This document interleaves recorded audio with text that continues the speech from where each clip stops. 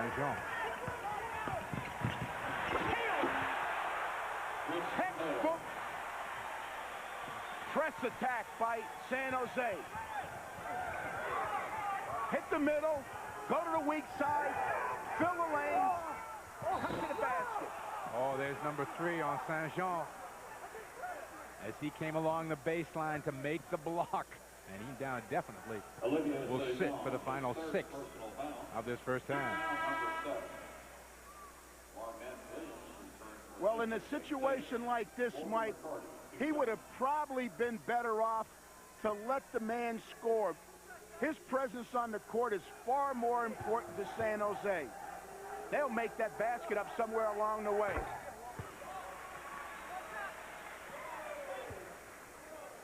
Walter McCarty at the free throw line trying to get the Wildcats back to within 1. Olivier Saint-Jean, the leading scorer for San Jose State, on the bench right now with 3 personal fouls.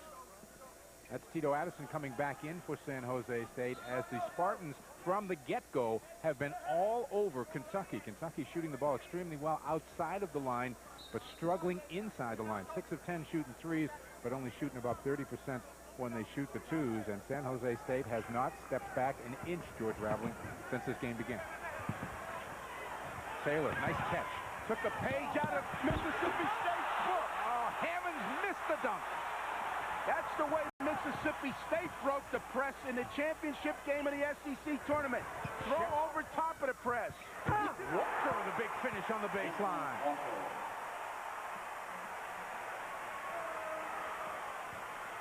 Kentucky retakes the lead at 33-32. Saylor, not this time. He goes to the hoop again. Blocked, picked off by Walker. McCarty with the defensive play. Walker. Nice look. Shepard missed it. Mike, I believe a critical factor right now in the game for San Jose is fatigue. The last possession, Rich Taylor walked back on defense. Fatigue is a big factor. Look at Taylor right now. He's breathing hard over there. He's getting a rest on offense. Hammonds. Pass saved down there by Taylor. Outside jumper. Knocked down by Addison. And Rich Taylor just signaled to Stan Morrison, take me out. He's tapping himself on the head. That's a tired Spartan. San Jose the 2-point lead. Edwards throws it down, and we're tied at 35. We have had 14 lead changes in this game. There's Addison. Count it. I talked with Stan Stewart, the Spartan assistant, yesterday at their practice, and he said, George, we're going to try to throw over the top of that press whenever the opportunity avails itself. And the last 2 possessions, that's exactly what they've done. Inside tipped away by Williams. Williams comes up with the loose ball. Retrieves the dribble. Into the paint. Throws it up too hard off the glass. Gets his own miss. And he's going to get to the line. George, not only is San Jose State leading in this game, they're leading in a shootout. 3 games on right now, and as luck would have it, the game you're watching is the best game going on, 47-41. CBS Sports presents Pennzoil at the Half, sponsored by Pennzoil. For more engine miles, Pennzoil works like liquid ball bearings. Hi, everybody. I'm Pat O'Brien here in our New York studios, along with Clark Kellogg. 47-41, and that video you saw right before halftime with Kentucky running into the locker room and San Jose State limping, and I think said it all. When you look at a 16 seed, one of the things you have to consider is that you're undermanned, and against Kentucky, fatigue becomes a factor as the game goes on, and obviously that picture we saw at the end of the half indicated that. It's a 6-point game. Let's get everybody up to date on what has happened in this game. Rick Pitino came to work this morning. I don't think he thought this would happen. Olivier St. John shows the explosive first step inside and slams it in. But what Kentucky wants to do, they want to press you and then come up with the pilfer here and then get production at the other end. That's Epps with the ball. Now he'll find an open Tony Delk. This is when you want to shoot the three in transition with the defense backpedaling. On the other end, the pill from Rich Taylor over to Sam Allen. He goes high off the glass there. And what does San Jose State, what are they doing in the locker room now? What do they have to do to stay in this game? They're sucking on oxygen is what they're doing right now, but they can't stay in it. Kentucky has too many bodies, too much depth, too much talent. All right, an interesting first-round game here, to say the least. I don't think Rick Pitino wanted it to be this interesting. 47-41 is the score there. Out in the East in the first round, Stanford of Bradley. It is 34-25 now, 35-25 in the second half. We want to send you out and get a sense of this game. And at courtside, Tim Ryan and Al McGuire have the best seats in the house. And now, so do you. Enjoy it. 10-point Stanford lead, 35-25, just underway in the second half here at the Civic Center in Providence, Rhode Island. This is David Harbour, Cardinal in red, Bradley in white. Harbour missing.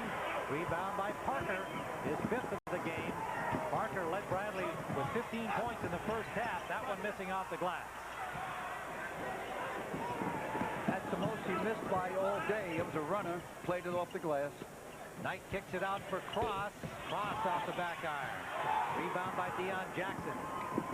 Deion has to get into this ball game offensively. I think he only has 4 points in the first half. And he averages 11. And that's Parker continuing to be the main man. 18 points for Anthony Parker, the brilliant junior from Naperville, Illinois. If I'm playing against the Braves and Bradley, I got to go combination on Parker. He's too good offensively. Parker is 4 of 4 from three-point range. Knight missing. It comes right to Harbour. David Harbour kicks it back out for Knight. Fresh clock. 7-point Stanford lead. They led by 15 in the first half. Let up a little near the end of the half, and it cost them. Jackson picks up the foul. Here's a look at the brackets here in Providence. Next will be top-ranked Massachusetts against bottom-ranked University of Central Florida. And then tonight, Penn State and Arkansas, followed by Marquette and Monmouth.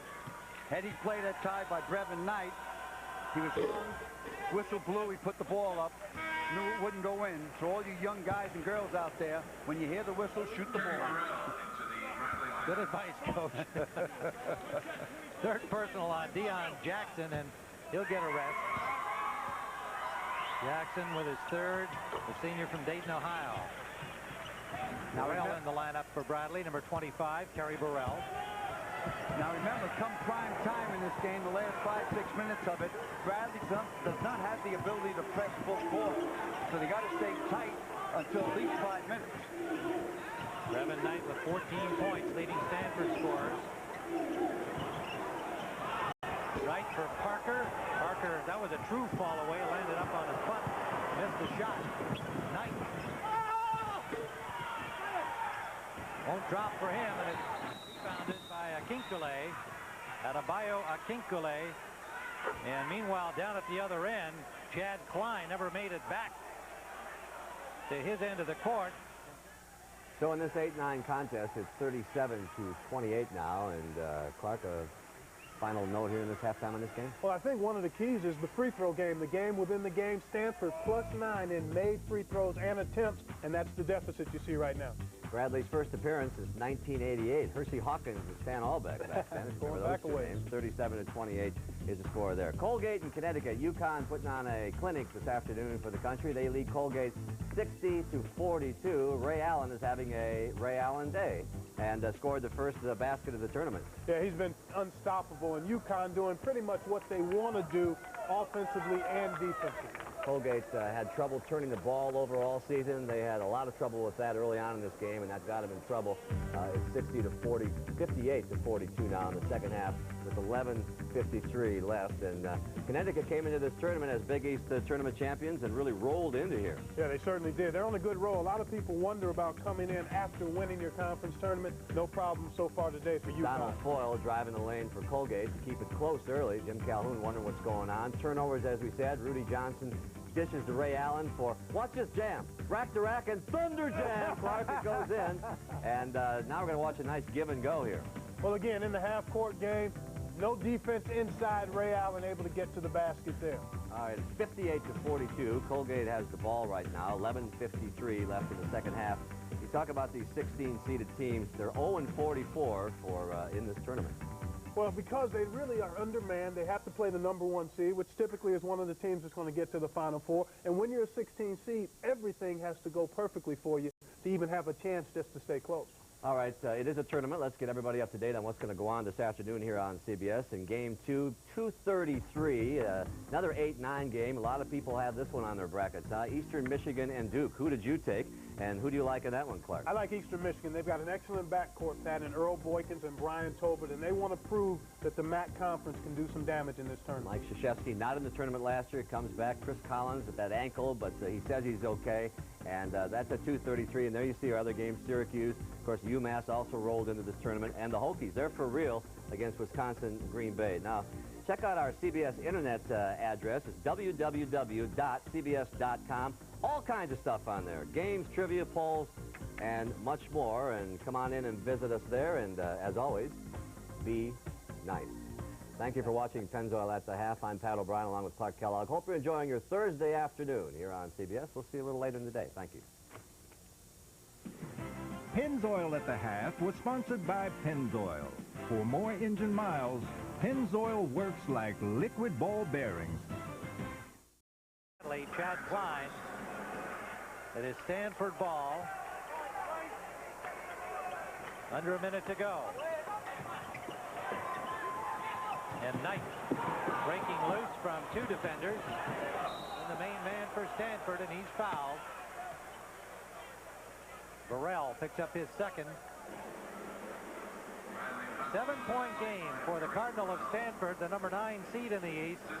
Apparently on their way to a victory over the 8-seeded Bradley Braves. Knight will be at the line.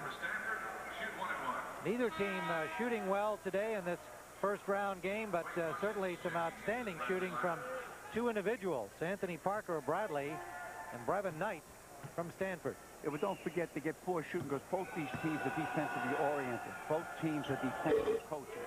You cannot coach offense and defense. Both these coaches coach defense, have half-court offensive set. If he makes this one, it's pretty much taps. Tell you how many possessions he makes it. So they need at least 3 possessions from three-point land. So everything that the Braves shoot now will be from three-point land. Knight, an 85% free throw shooter, no problem for him. And Wright, Parker finally misses one of his threes. He's been awfully hot for Bradley. Too much hands that time by Harbor. Will not be a shooting foul. 4 personals on David Harbor. 25, David Harbor, that's his 4th. Oh, excuse me, I read that wrong. Yeah, it's a 1-and-1. Checking back into the Bradley lineup.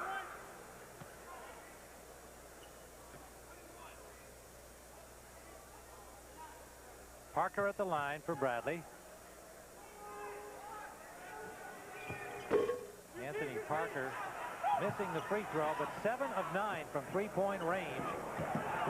Dion Cross waits for help. Akinkele fouls him with 30.6 seconds remaining. Will the country please notice what Cross did that time? He had a chippy layup. What good is the layup? Your opponent is the clock. So he didn't go in. He put the ball back out, and the Braves had the foul automatically. Hard play by the senior from Woodson, Arkansas, Dion Cross. He's only missed 7 foul shots all year. Let's see if I'm jinxing him. Oh, I jinxed him. 62-53 with just 24 seconds left. Anthony Parker's follow-away misses. Popink rebounds. You know, I don't think Parker had a rest in this entire game, and he looks a little bit tired now as he missed his last couple of shots after a brilliant game. Stanford will advance to the second round to await the winner of the UMass Central Florida game. 18.1 seconds remain. And that's 5 personals on Adebayo Akinkele. Popink at the line. He has had 17 rebounds for Stanford today. He's in his 5th season.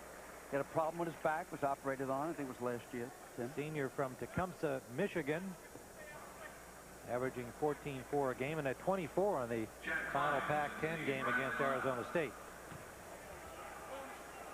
Had been a small forward until Tim Young got hurt. Of course, when they lost Young after only 5 games, it kind of changed the whole game plan for Mike Montgomery's Cardinal, and the backcourt duo of Cross and Knight became even more important. And they have led Stanford into this second round of the NCAA championships. This will be their 20th victory of the year. You want to beat Stanford, you got to stop their guards. Parker, and Parker gets a little break from the rim of the glass. Number 24, Anthony Parker. 54 to 55, 31 points for Anthony Parker. I said the score would be 62 to 58, so it's pretty much on the money. You sure were. Final score. 11.2 seconds remain. Stanford leading 64 to 55.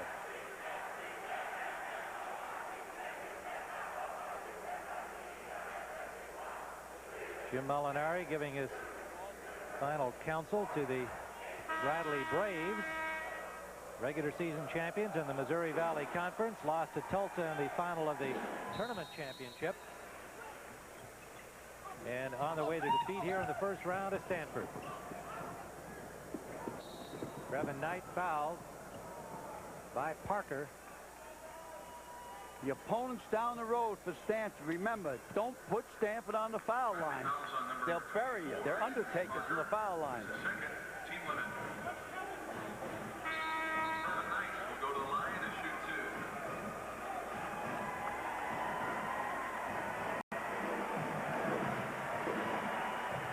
Mark Seaton comes back in here for these final seconds. Popping goes out, and it's a big reception at the Stanford bench. Harbor and Alloway join them there. Knight at the line.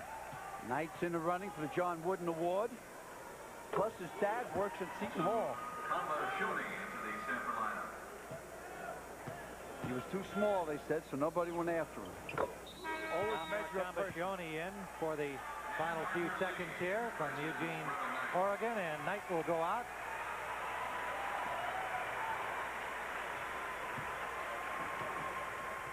Pete Sauer also in the lineup, number 5 for Stanford here for these final seconds. 66 to 55. And Parker for another 3. 34 points for Anthony Parker, and that's it. Brilliant individual performance for Anthony Parker, but Stanford, led by Brevin Knight, too much for the Braves of Bradley, and they advance to the second round. 66 to 58 the final score.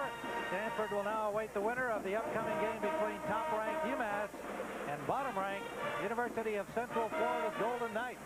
That'll be next from Providence here in the afternoon schedule.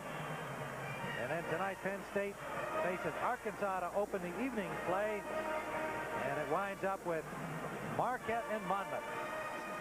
And there you see Stanford into the second round, awaiting the winner of the next game here, UMass and Central Florida. Well, the genuine Chevrolet players of the game are Brevin Knight from Stanford, Anthony Parker from Bradley. 2 easy picks. 34 points for Parker, 26 points for Brevin Knight, and the guard at 5 rebounds as well. Parker with 10 rebounds. And Brevin Knight, who left the game briefly after landing on his elbow, apparently perfectly fine. Good news for Stanford fans. And so that's the final. Stanford 66 to 58 over Bradley. We've got UMass Central Florida ahead. Let's take you to Pat O'Brien in New York. All right, Tim, thank you very much. So Stanford advances along with Clark Kellogg here. And Bradley had a lot of close games. They couldn't pull this one out today. Couldn't. Brevin Knight, Deion Cross did an outstanding job. And then you look at the free throw shooting of Stanford, a factor all day long, all year long for them, as they're the 4th best free throw shooting team in the country. All right, we'll hear more from Tim Ryan and Al McGuire later today. They have 3 more games here on CBS from that region. One other final today, Connecticut, well, just a clinic against Colgate. Clark, 68 to 59, the final there, and Connecticut advances. Got a huge game from Ray Allen. And one story on Connecticut, Jim Calhoun noted after the game that Ricky Moore may be out for the entire tournament with a separated shoulder. And we'll keep everybody up to date on that because that's a big story. Kentucky was a big story early because San Jose State just hung in there with them, but they ran out of gas. The fuel tank went to E. toughest team San Jose State faced this year was Fresno State, who plays an up-tempo game like Kentucky, and they ran out of gas today, but they made a nice showing and a little name for themselves early on in the tournament. Here's what's coming up next here on CBS in our game twos here in the first round. Eastern Michigan and Duke. A lot of people like that game, Clark. Yeah, I do very much so with the backcourt of Eastern Michigan. Duke a little banged up, so that should be an excellent matchup. All right, Montana State, Jim Boeheim, and Syracuse, all their players have arrived now, we assume. Central Florida and UMass and Virginia Tech. The Hokies are for real, an 8-9 game there. Wisconsin and Green Bay. Thank you for watching Pennzoil at the Half. For Clark Kellogg, I'm Pat O'Brien. We'll be here all afternoon long. Enjoy the second half after a message from your local station. Pennzoil at the Half was sponsored by Pennzoil. For more engine miles, Pennzoil works like liquid ball bearings. 5-4 at halftime, along with Derek Dickey, Tim Brando, as you watch this game develop. Domzalski rebound, stick back, still won't go. Knocked out of bounds, last touch by Duke. It's tough right now when you're trying to do it by yourself, and Capel is caught in that a little bit, trying to do it all by himself.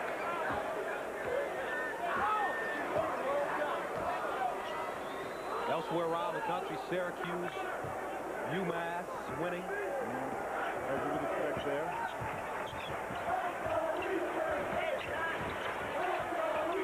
Surprise here.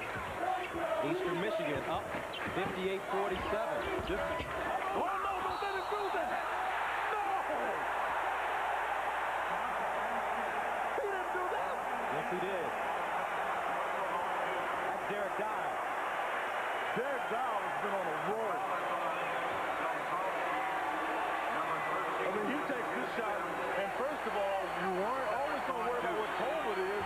And right here, Dow, nice move. He takes the shot. Now, he knows he's missed it to the left, and that's exactly where he's going. Nobody blocked him out. Got pushed. Then he's excited about it, no question.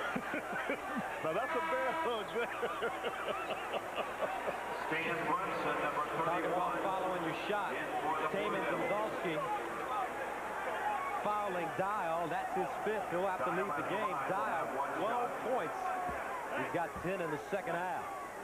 You know, he has been a really good player. We've talked about Boykins and what he's done, but early in the second half, it was Dial that was coming up with loose balls and putbacks that got his team a lead, and he's been very active in this segment of the game as well.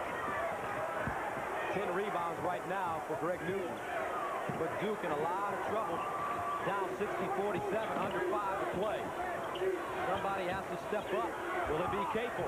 Is on that shot as he buries it. I'll say they're in trouble, but with 4:50 to go, with a good team, I'm telling you, as long as you can shoot three-pointers, you're fine. The problem Duke has now is they've got to stop somebody. 10-point lead now for Eastern. And here's Earl Boykins showing some patience on the offensive end.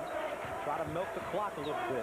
Well, they've got options. They can now go to dial that number, if you will, and then find Tolbert, because both of them can get it going offensively. Here's Tolbert, kick out, Dial, pump fake, back out to Tolbert from downtown. Yeah, so those are your options when you got guys like that. 18 points for the senior from Detroit. 63-50. Collins skip pass, Capel. Collins again. Here's Capel exploding down the baseline, leaving his feet, and comes the bucket and the foul. Just Capel.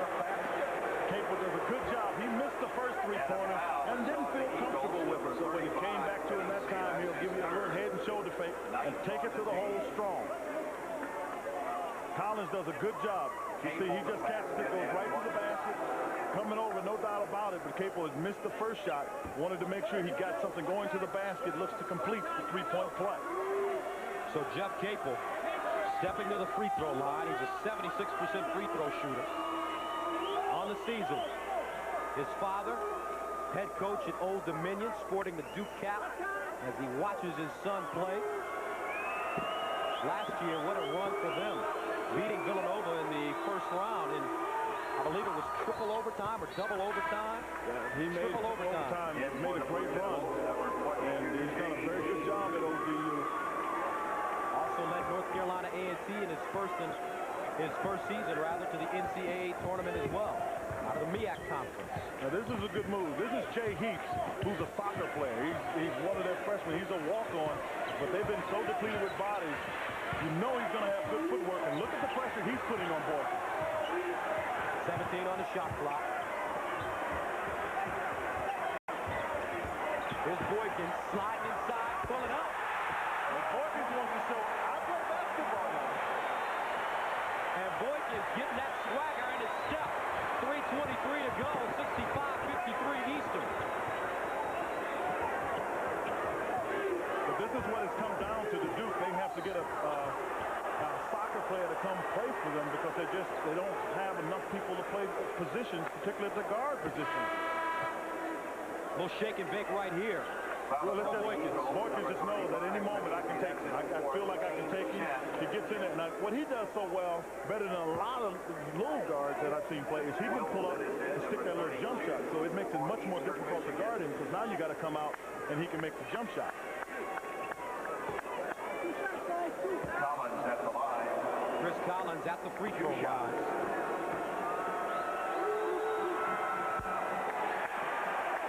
Collins on the season, a 72% free throw shooter. He's a senior. This could possibly be his last collegiate basketball game. And he's playing it with that kind of courageousness and determination because he's had a real difficult time. I've watched him getting anything going off of that foot, but he's really making an effort. First of all, he's got a screw in his foot, and it bent when he when he fell the last time. When he hurt his ankle, he bent the screw in his foot. Traveling violation called against the Eagles on the baseline. Ricky Price coming back into the contest for Duke. Heaps takes a seat. 3 minutes remaining in this game between Eastern Michigan, the 9th seed, Duke, the 8th seed. Here's Capel to the cup. Has it swatted by Wilson. He'll get it back. Up again and in. Capel's going to continue to try to make some things happen, and that's the smart thing to do. Now, they've got Theron Wilson back in the game with 2.5 to go. But when you got a guy like Borkins, it makes it difficult because he's hard to double team. 9-point lead now for Eastern Michigan. Duke trying to trap up top. Here's Tolbert. Take it off. And a flyer. I mean, this boy offensively has a lot of game. 20 points.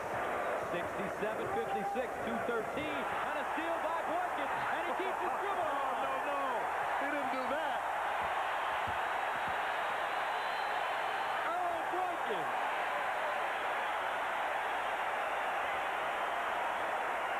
No.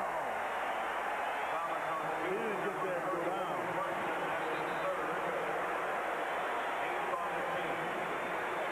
Boykins is a guy that will give you energy, but he catches Chris Collins making a turn. Got away maybe with a little grab, but he gets it, goes down on one knee, and then he gets fouled, gets a chance to shoot 2 foul shots. But as I said to you at the top of the show, he is the energy. He is what makes them go. Holbert can hit shots. Dow can make plays. But in order to get the train moving, you need a little fuel. This is the fuel.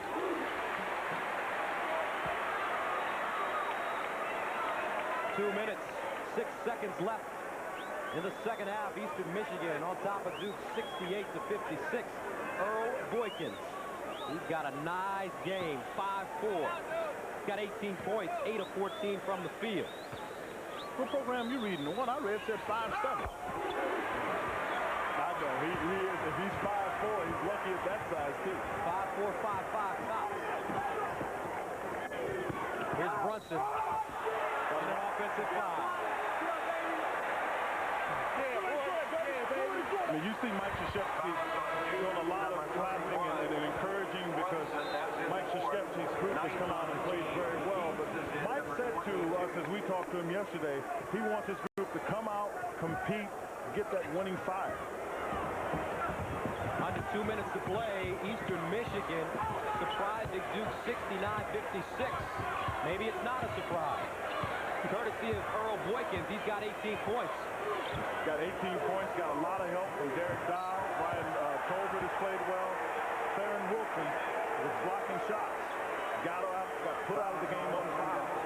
So this, if Eastern Michigan is able to hold on, will set up a matchup between the Eagles and the top-seeded Connecticut Huskies in the next round on Saturday. And coming up later, Mississippi State, VCU, and UCLA Princeton. 2 shots. What can happen if you look at Eastern Michigan going on to play Connecticut? Both teams would prefer an up-tempo, where I think Connecticut has a bit of an advantage, because Connecticut has some bigger bodies to put in there to get some rebounds to help them run. For Eastern Michigan. But the big story in the Connecticut game, Ricky Moore, number 21, jumping up here, falling down on Rudy Johnson and injuring his shoulder. Ricky Moore may not play on Saturday. They say he will not play. Well, in that game, why that's important is Ricky Moore. Excuse me? Price makes a tough move. Ricky Moore would have to guard Earl Boykins because he's the guy with the kind of quickness that you'd want out there guarding. Fouls on dudes, number 3. This is some kind of move here. Ricky Price, a very good offensive player. Take it up on one side, show it to him, take it back. Ooh, nice touch off the other side. Boykins at the line. Looks like a young Gus Johnson. 2 shots. In my dreams. 70-58. There's Boykins. He's the wrong man to foul. Earl Boykins on the season. An 80% free throw shooter. And if you're Eastern Michigan, you want to have your point guard to have the ball because he'll make the best decisions. But it just happens to help if he's one of your top foul shooters. 72-58. 1:25 left. Jeff Capel arcing up the 3. Tapped out to Brian Tolbert. Tolbert with 20 points. Almost lost it there. And watch Earl Boykins as he keeps his dribble. That's Harlem Globetrotters action right there. So low to the ground. You know, when you're that small, one of the things that you have to be able to do is handle the ball. Now watch, he gets it, and he knows he's got the defense on him a little bit. He moves it around, uses his body to protect himself. Jay Heaps reached across the back and fouls him. But if you're smaller, then take advantage of your quickness. Make sure your ball handling is at the top of his game. One reason that Earl Boykins is such a great ball handler, when he was a kid, he used to practice dribbling a tennis ball. And he said when he finally would then start dribbling a basketball after practicing with tennis ball, there's no contest. The basketball felt like it was a big old beach ball.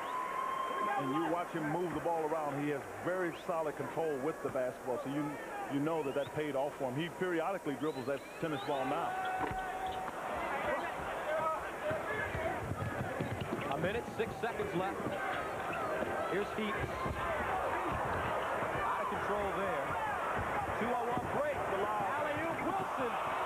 Great anticipation by Capel. He saw the lob coming. Here's Collins. Chris Collins. And a quick timeout. 11 points for Chris Collins. 73-60 Eagles.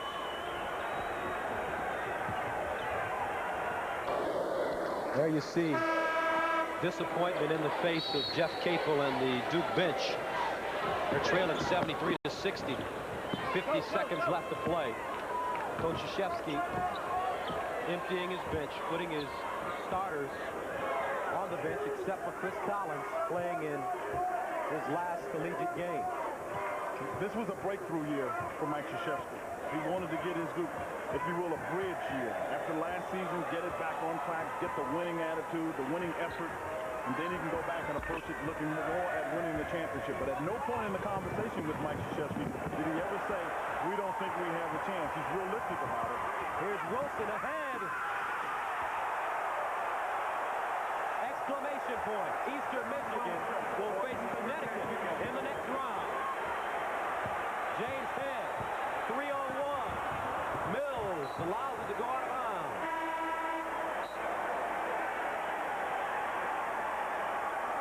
Baker Perry, number 52, is in for Duke. Our Chevrolet most valuable players, Earl Boykins, No surprise there. 23 points, 4 assists. And Greg Newton, 15 points and 10 rebounds for Duke. Is in for Eastern Michigan. So Derek Dial takes a seat for Eastern, along with Tober, who also did his job by putting the ball in the basket, 20 points. And Chris Collins, got emotional. Great college career. As soon as he grabbed Mike Krzyzewski, it got emotional. This is his last game, and he expected, like a lot of people that go to Duke, to have a chance to go for an NCAA championship, but it wasn't meant to be. Lost to Arkansas 2 years ago. They expected, you know, after going 7 times in 10 years, you expect this to be a routine thing, and it just was not meant to be. 3 seconds.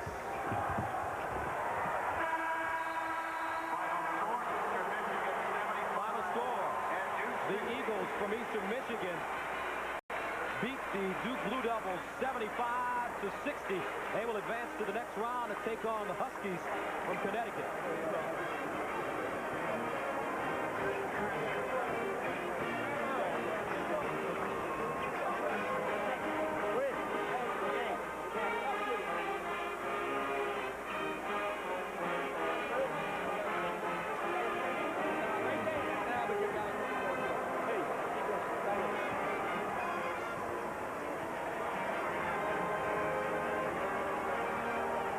So Chris Collins walks off the floor for the final time as a college player.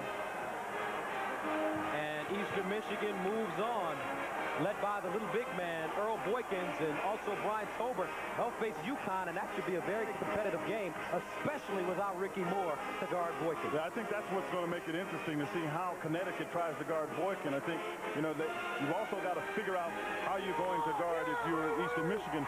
There's some good people on the other side. You're still looking at Ray Allen over there. And inside, I think, may be the most interesting matchup. I'm willing to see what they do with Travis Knight shooting the jump shot, bringing Theron Wilson away from the basket, who blocks shots and helps start some of the fast break Eastern Michigan had. Our final score is 75-60. 2 more games coming up from Indianapolis. But right now, let's go to New York City and Pat O'Brien. All right, Gus, Quinn, see you a little bit later out there. And so Eastern Michigan advances. Lee picks up his dribble. Yeah, he wanted to make that play. Chappell has it stolen away. And they foul Hughes. And Hughes is a 79% foul shooter. Just lost the basketball that time. Did Patrick. Foul on the Rams, number 5, Hopkins. That's his 3rd. 7th on the team. So that is the 7th team foul against VCU. Bart Heitch heading to the line. Still a 1-possession basketball game. 1-1 for Hughes. Hughes, 79% free throw shooter.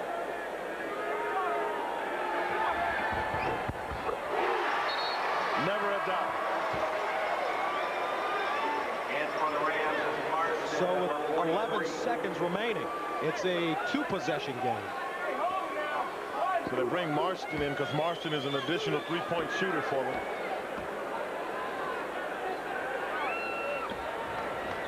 Mississippi State here, you don't foul. That's all you don't do. You don't foul, you don't make it easy to get a basket, but you don't foul either. Here's Lee for 3. Long rebound to Wilson. Just throw 4 it. seconds. And Darrell Wilson and the Mississippi State Bulldogs Foul on the Rams, number 5. will advance to the next round, barring some kind of miracle by VCU. 2.8 seconds to go. At the line for the Bulldogs, they 1-1. Mississippi State knows that they've kind of dodged the bullet here because they didn't play their best game. This was not the same team here that beat Kentucky. And the Chevrolet players of the game, Bernard Hopkins from VCU. And Bart Heitch, only 8 points, 3 rebounds, but he did a good job hustling and settling this team down. It did a great job just giving them some energy and making some plays for them in the first half, including a 3. George Bird shot off the front of the rim, and your final score. Mississippi State dodges a bullet. They hang on to win it, 58-51 to advance to the next round. Eric Dampier in foul trouble much of the game. Played well in the second half, but took the first half off. But they will go to the next round.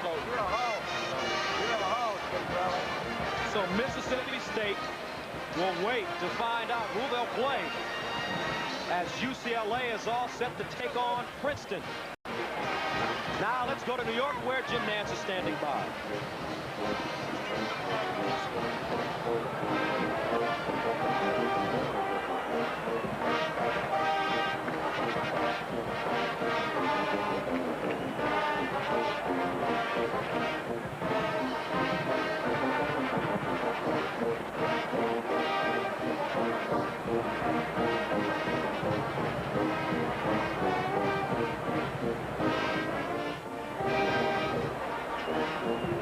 So it was a struggle, but Mississippi State advances to the second round. We could have, folks, the largest glass slipper in the history of the first round. It's out in Albuquerque. 2 minutes to go. Here's Tim Brando. Just there from Phil Hopkins, pointing to the head. Play smart. That's what the Catamounts have done all evening long. They've made the right play on the defensive end to keep them in this game. Yes, you have to be able to score points, but you want to get the possession. You want to make a stop on the Boilermakers if you get a chance. Pelham 69% at the stripe. On the year, they shoot for the lead right here.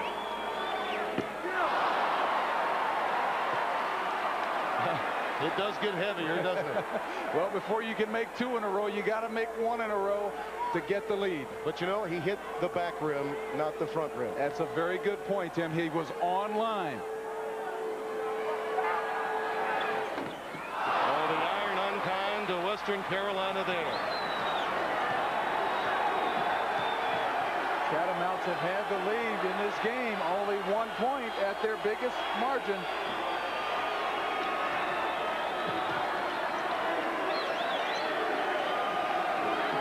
Brantley hasn't missed a shot from the floor, but he hasn't had many touches. Miller looking to get to him, and the shot clock continues to wind down on Purdue. It becomes a nemesis for them. Miller, the offensive rebound. There's a good look. Brantley still hasn't missed. Excellent passes. Good hustle on the offensive glass for Brad Miller to come up with that ball to give the Boilermakers the lead. Brantley 6 of 6 from the floor, but most of his shots from point-blank range. McCollum, a baseline move. A tough luck miss for Jarvis Graham. And then the foul in frustration. This is just great hustle on the offensive end. The Boilermakers have been well tested throughout the season. You make an extra pass, good things seem to happen for this Boilermaker team. They're a team that averages 16 assists a game. Cullum just picked up his 4th foul. Brantley takes the seat. Foster back into the game. 107 remaining. Top-seeded Purdue trying to avoid the unthinkable against 16th seeded Western Carolina, opening round of the Western Regional. Already today, Drexel, a 12th seed, has knocked off Memphis. Roberts the dump down.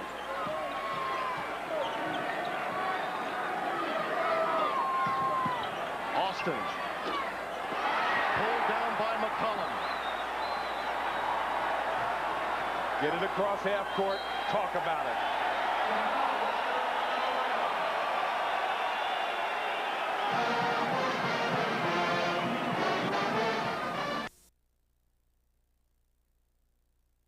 Point lead. And you think of McCollum, certainly he has to take the shot, but Joel Fleming has 9 assists and no turnovers. The sophomore from Woodleaf, North Carolina, figures to need to make yet another quality decision. He has to make a decision whether to give the ball to McCollum or whether to take the shot himself. He only has 5 points on the evening, but he has to try to find a scorer, find Joe Stafford, find and quote McCollum. You see the game clock and shot clock differential. And it winds down to near 10. McCollum will have to do it on his own. Rejected. Miller comes away with it. And the foul with 11.6 remaining. Might not be a bad foul.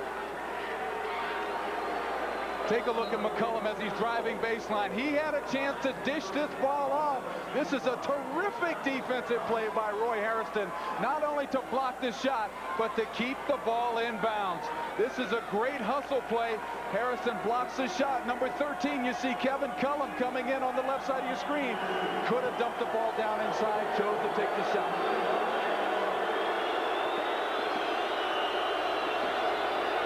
75% on the year. Not this time. Western Carolina gets one last opportunity. Fleming. Stafford.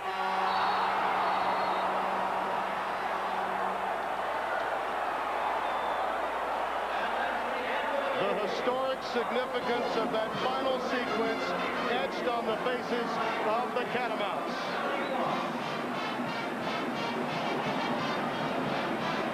They decided not to utilize the final timeout with that little time remaining. But you want to try to get the ball up court, and you want to get a good look at the basket. You don't need a three-point shot. All you need to do is tie the score. Miss the outside shot, but you got time to get it up again. Doesn't go down.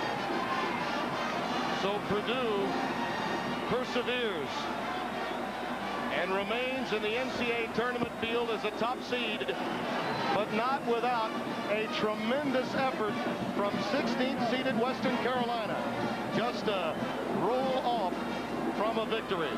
Our genuine Chevrolet players of the game, Paul McCullum from Western Carolina and Chad Austin from Purdue. In celebrating its 25th year of NCAA sponsorship, Chevrolet will donate $1,000 to each school's general scholarship fund to reward outstanding students for the academic achievements and to assist those in financial needs. So the brackets look this way. Purdue #1 and surviving, beating Western Carolina. Georgia and Clemson will take on the winner, provided the outcome of that game, and Drexel will meet Syracuse on Saturday. For Derek Dickey, Tim Brando, it has been enjoyable and nearly historic as we take you back to New York and Jim Nantz. What a game. Thank you, Tim. The kids from Cullowhee, North Carolina. What heart.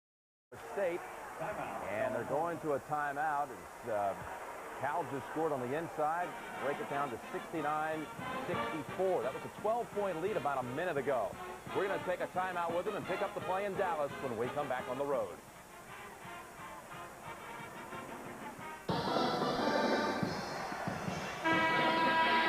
We've got a minute 26 to play. Iowa State clinging to a 5-point lead. They've got the ball. Bankhead looking to inbound. And the foul is going to be on Jelani Gardner. That wasn't a bad foul at all. I was sitting here thinking at that timeout, Cal certainly had to be talking about who do we want to foul and when do we want to foul. Cal with the only timeout left. Todd Bozeman has been stopping the clock at every opportunity. Cal has never led in this game. They got to within one here in the second half after Iowa State had dominated the first 20 minutes. Holloway's their second best foul shooter. Rattles that one out. You got him on that one, Coach. Keeping my mouth closed on this one. Tremaine Folks fouled out of the game with 26 points.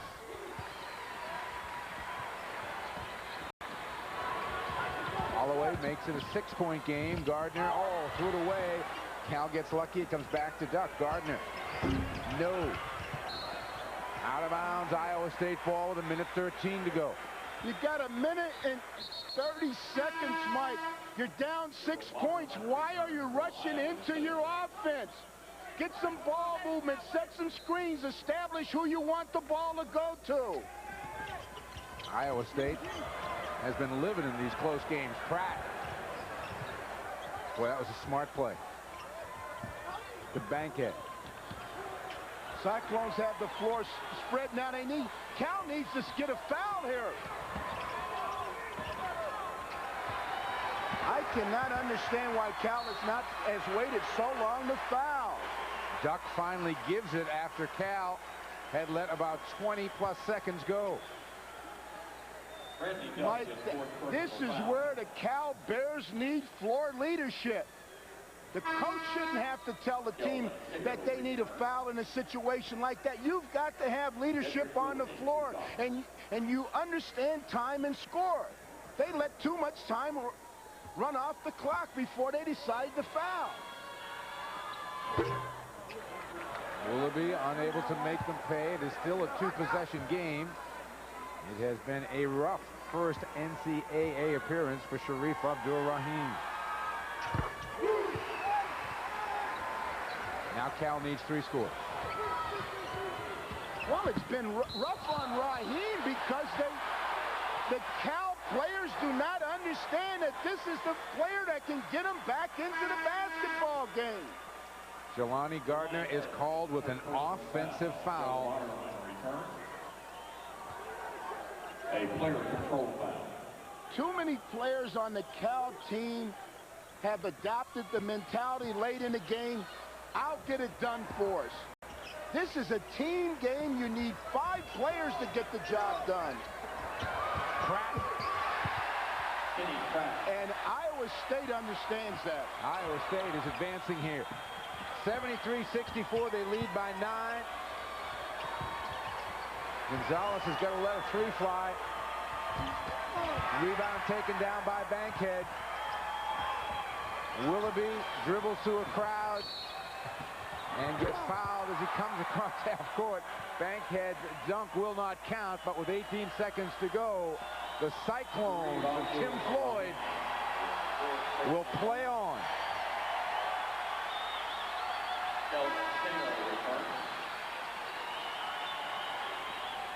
Randy Duck just walked past the announcer's table here, and you can see the look of disappointment and frustration in his face.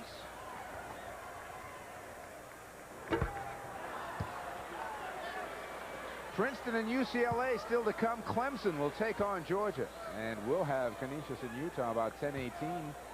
Monmouth and Marquette, the last tip of the night on a busy first day. What a wonderful coaching job by Tim Floyd. Taking these 9 new players and he's built them into a cohesive and winning unit.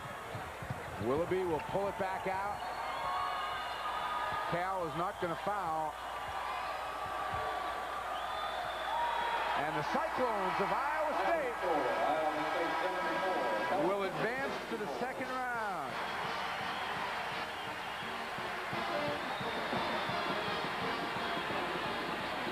And Iowa State, the third to advance here in Dallas.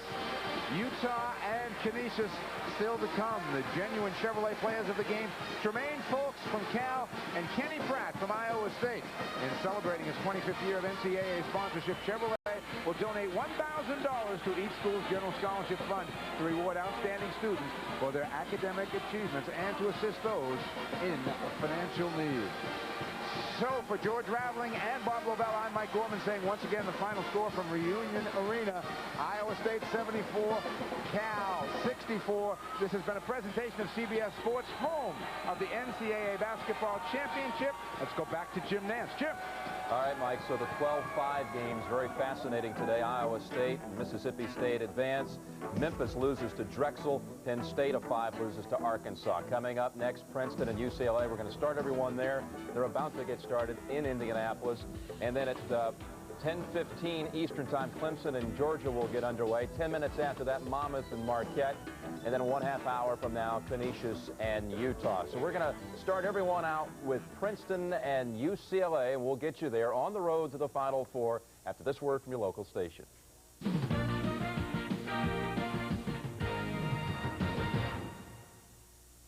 The NCAA Foundation. 4 minutes into the first half. UCLA 3 of 7 from the field. The star for Princeton is Goodrich, but his problem is he will have a very difficult time getting a shot over Jelani McCoy. At 6'9", he's got 11, if you will, long arms, active player, and it would make it difficult for Goodrich to even get the ball and make a play with it. Jelani McCoy already 3 rebounds. He turned 18 years old in December. There's O'Bannon showing the ball fake. Lobbed inside, batted away by Goodrich. 15:42. left in the first half. UCLA 7-0. And welcome back to Indianapolis. Gus Johnson along with Quinn Buckner. And Quinn, the swan song for Pete Carril. He's announced that he will be leaving the sidelines after 29 seasons. Bill Carmody, his replacement. He's the associate head coach now. He'll coach the team next year. Yeah, well, Pete Carril has meant so much to basketball. Anybody who has ever been involved in it, you talk to a lot of the coaches who have been involved 15, 20 years, they all talk about Pete Carril and his ability to just teach the fundamentals of the game, and that's what has brought about the success that they've had at Princeton, just that ability. But you and I talked to him yesterday. He is a funny man, one-liners all day long. I love coaches who don't take themselves too seriously, and this man definitely doesn't do that. Carril, only one losing season in 29 years. He was 11-15 in 1985.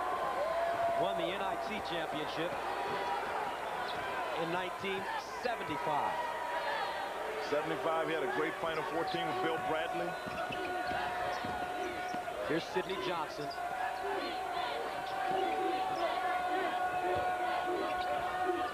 Johnson on the right wing inside Goodrich. Fakes the move on the baseline. The kick out, Chris Doyle, and he'll knock it down. Bringing for Doyle, 25, Tigers. Chris Doyle, senior out of San Antonio, Texas. Gets the Tigers on the board. Tigers have to get out and try to fend defensively. Their biggest problem on this end is going to be offensive rebounds, because UCLA will shoot the ball, and even though you're in the zone, they can chase it down. Cameron Dollar trying to create something inside. He'll turn it over. Third turnover of the ball game for the Bruins. UCLA, they come into the game 23-7, 16-2. They won the Pac-10. However, they are a 4th seed, and that upset a lot of people in Los Angeles. Yeah, they were disappointed in that, because if they were, then they make a good argument. The committee has said that it's your conference regular season that you show that you had this prolonged, I guess, good showing, and then they show well and win the conference by 3, and they get seeded out in the West.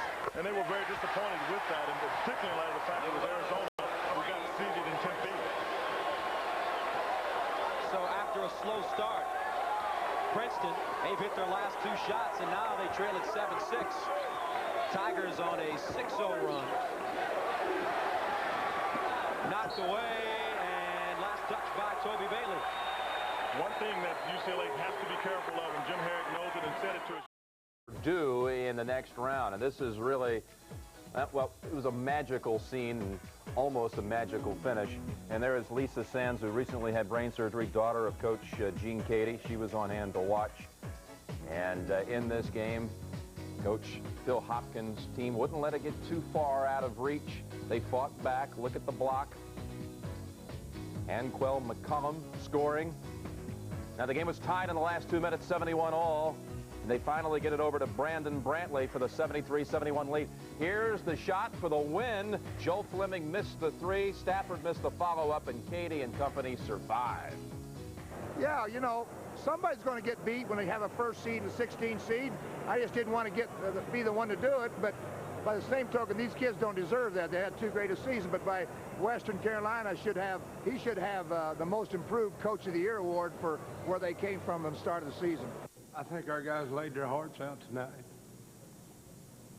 We didn't come here to keep it close, like Joel said. Coach Phil Hopkins broken up after that effort, almost ending with the largest glass slipper in the first round history. No one had ever lost, no 1 seed had ever lost to a 16, and it stays true as Purdue moves on.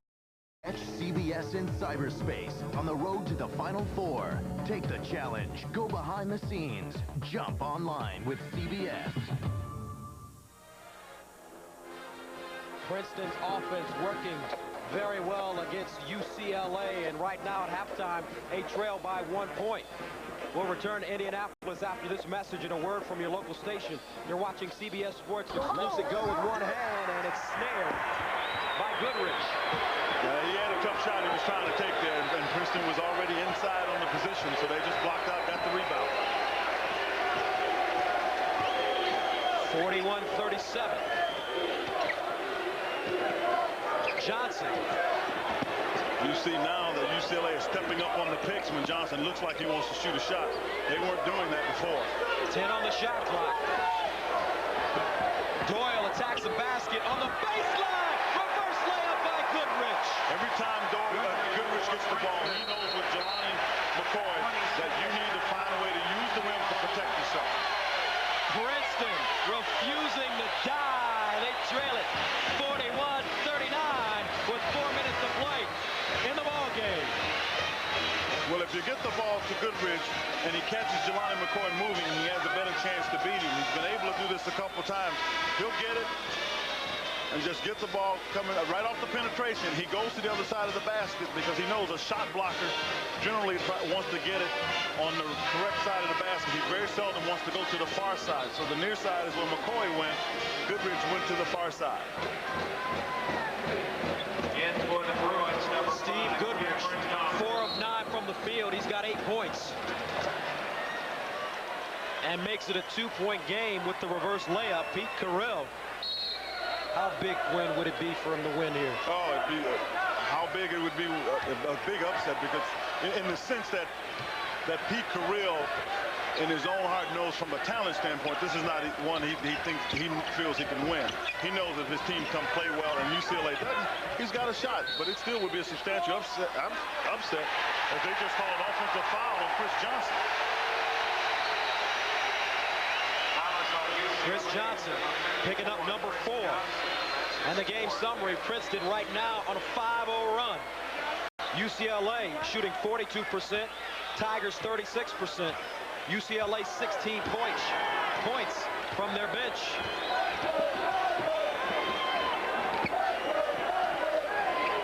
Princeton, one of the things they can generally do is get the ball to Goodrich, because he tried to draw a foul, but you can get it to Goodrich because Jelani McCoy doesn't normally get out there. Fans not happy with that call. I'm not sure that was no call. I'm not sure that was really a foul. I think if all he had to do was stay bent over a little bit, but once he straightened up, he allowed O'Bannon to come down and come down clear. And a steal. Doyle to Henderson. 3-on-1. Bounce pass. Johnson. 11 points for Sidney Johnson. 2:50 to go. Hold on. They've picked up some loyal fans all of a sudden. The crowd definitely behind the Tigers. Here's Bailey. This is impatient offense. Poked away. 11 on the shot clock. Johnson picks up his dribble. 6 on the shot clock. Bailey, short. Knocked out of bounds, will go the other way. That's why I said it's impatient offense. You could see at no point could you see UCLA settle down, somebody get the ball. As Doyle gets there, he gets his hand on it, get a chance to push it up. And then Henderson makes the pass to Sidney Johnson. And then coming back the other end. Just not patience on UCLA's part. Here's Goodrich. Backdoor cut Johnson. He can't handle the pass. Loose ball. Picked up by the Tigers. But the shot clock doesn't change. And we have an injured player in the Princeton backcourt. Jelani McCoy. He's holding the back of his head.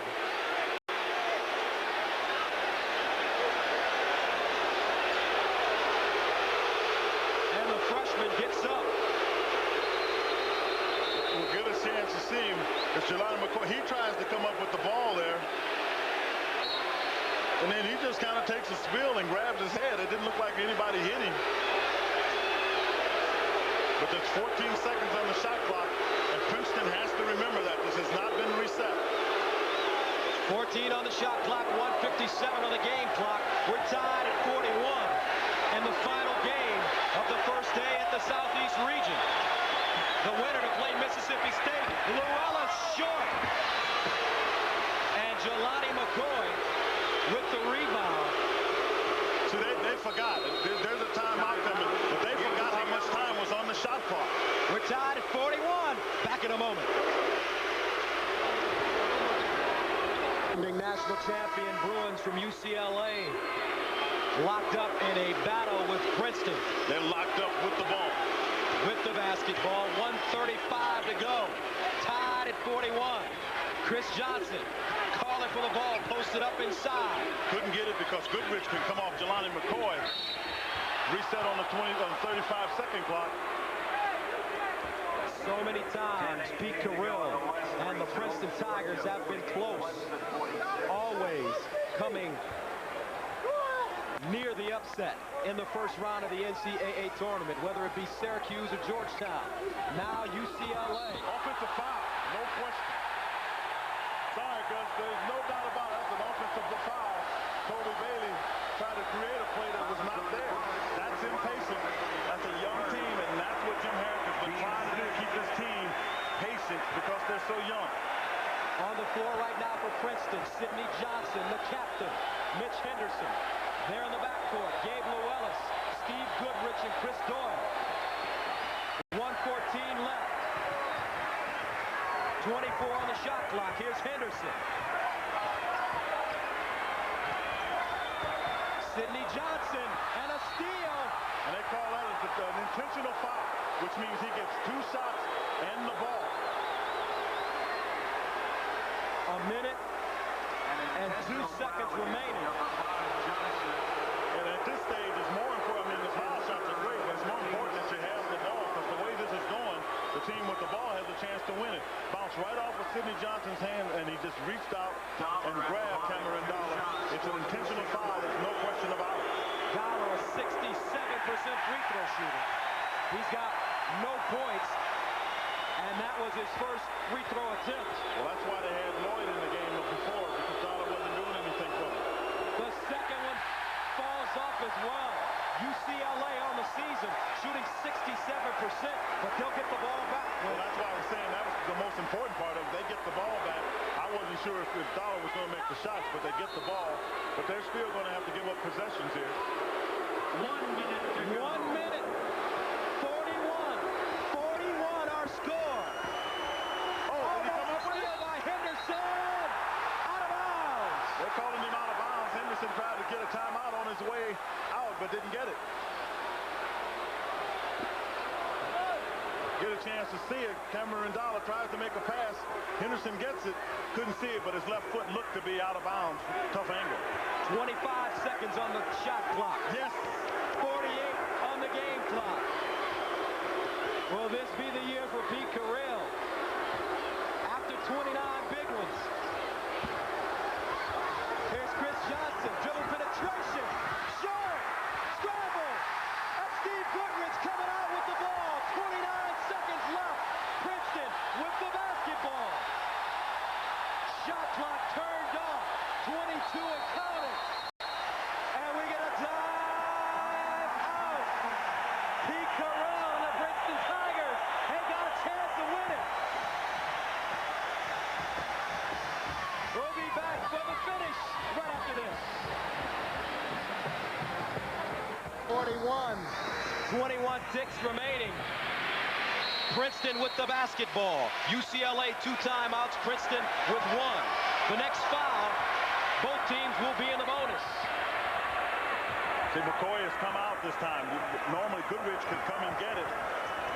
You know they're going to try to run a backdoor play if they can get it. Under 10. Backdoor. He got it. 3-point match. He got a timeout. Timeout. And they got a backdoor. UCLA took a timeout.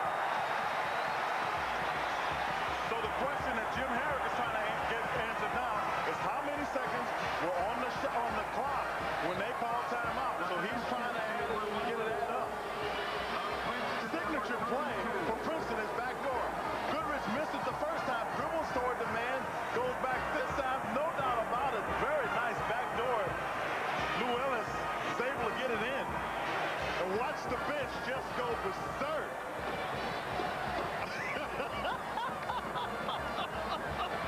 Can you believe it? For so many years, 29 seasons at Princeton, Pete Carrill has come close to pulling off the big upset. Look at him looking for the clock. Get that clock to run down. He's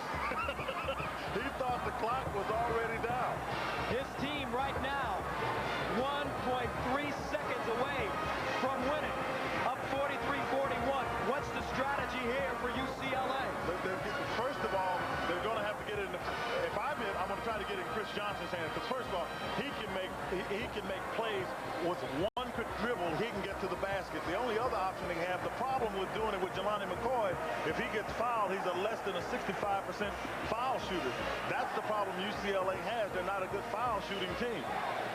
Remember 1989 when Princeton almost came up with the upset over John Thompson's Georgetown Hoyas.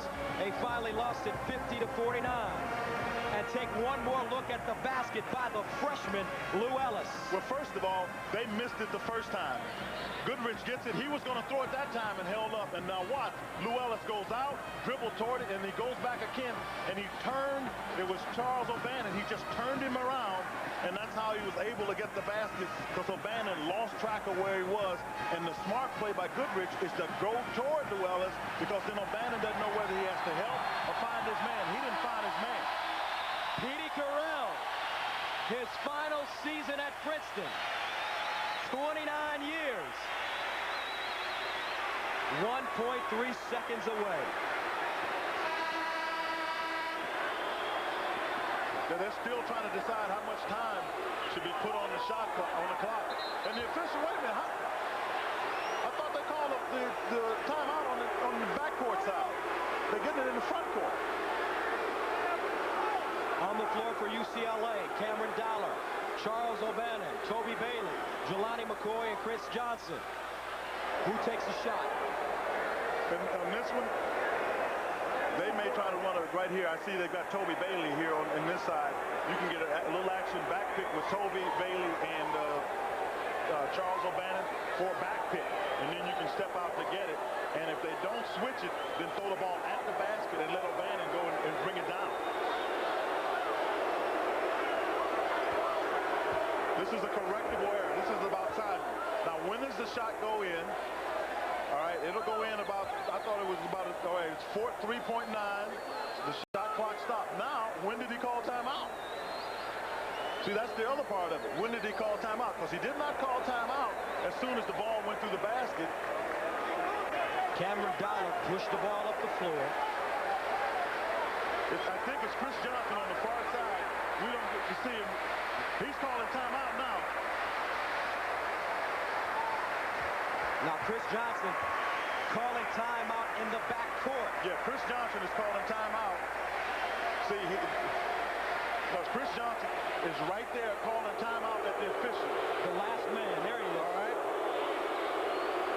He's the last man right there. He's been in the official's face. So the ball is here when he calls it.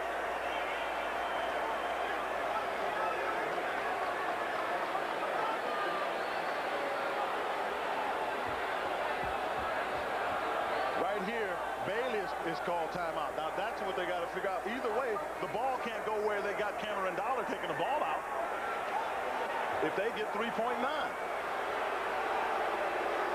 This is a correctable error, as we mentioned before. When they see it, they got to take it back. I mean, there's no doubt about that. It is a correctable error.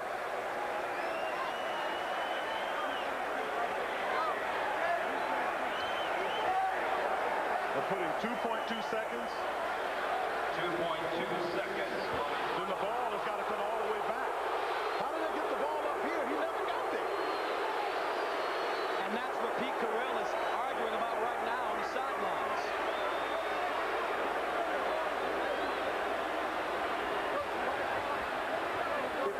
If they're saying the timeout was back here and they add 2.2 seconds, then they've got to take the ball back to where that was. And we'll get a timeout on the floor. 2.2 seconds now on the game clock. 43-41 Princeton. 2.2 seconds remaining. 43-41. UCLA down. Cameron Dollar inbounding the basketball. Well, that's where the timeout was called, but they got to watch the log. Here's Bailey. He'll get it off. Oh, it beat him. The Princeton Tigers have pulled the upset. They beat the defending national champions 43-41.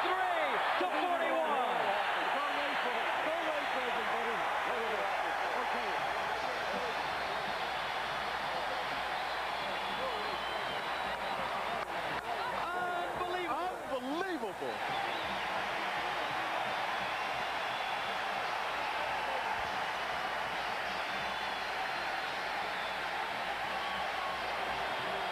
Is this great for Pete Carril or what?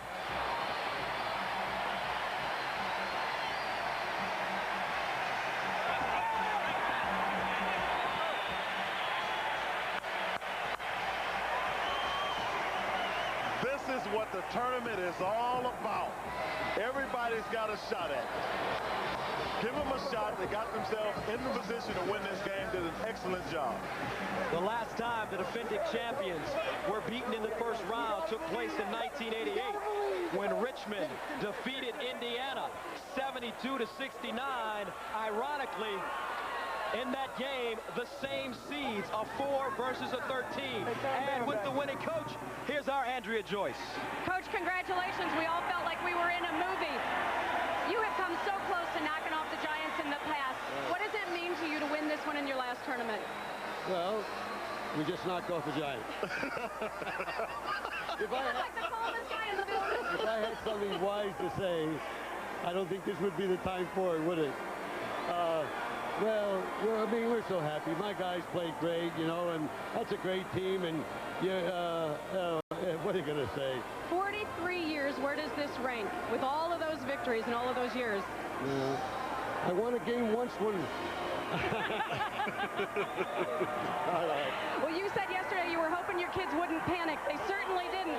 Sydney, congratulations. You said yesterday that the greatest gift you could ever give your coach was a win today. How much were you guys fueled by emotion? We were ready. You know, we tried to downplay it. We tried to downplay the retirement, but it's really important to us. I mean, we played with heart today, and it's just unbelievable. I'm so happy for Coach and for my teammates. They worked so hard. And we're all happy for you as well. Great effort, and thanks so much. Back to you guys. So look at the brackets after the final, the first day. Connecticut, Eastern Michigan, Mississippi State will take on Princeton, our most valuable players of the game. For Princeton, how about the entire team, along with Pete Carril? And for UCLA, Toby Bailey. Our final score, 43-41. Let's go to New York in our Jim Nance. All right, Pete Carril. Look at this move right here. The man has done it at last. In the land of Hoosiers, all we needed was a little music from the old movie. Where was Gene Hackman? Well, we had Pete Carril instead. It was like Milan High School as Princeton tonight scores the last 9 in the game, and the defending champions are out 43-41. Princeton and Mississippi State set for the second round. And some closing thoughts on that one, Clark. The pictures told the story right there. What a win, what a story. This is part of what March Madness is all about. It's been really some night with Western Carolina almost pulling it off, but Princeton does at last. They had been so close so many times. Georgia and Clemson, we're going to get you to Albuquerque in the finish of that game. They're in a timeout. Georgia scored 11 unanswered. We'll get there in just a moment. Princeton got the glass slipper on just before midnight in the East. About 12:01 now. Let's head out to Albuquerque, Georgia and Clemson, and 1 minute, 1 second remaining. It's a 6-point game. They've just gone to the bench with a timeout. Georgia leading 69-63. Clemson with 4 minutes to go, led by 3. We're going to take a timeout with them. We'll be right back and get you to the action out west.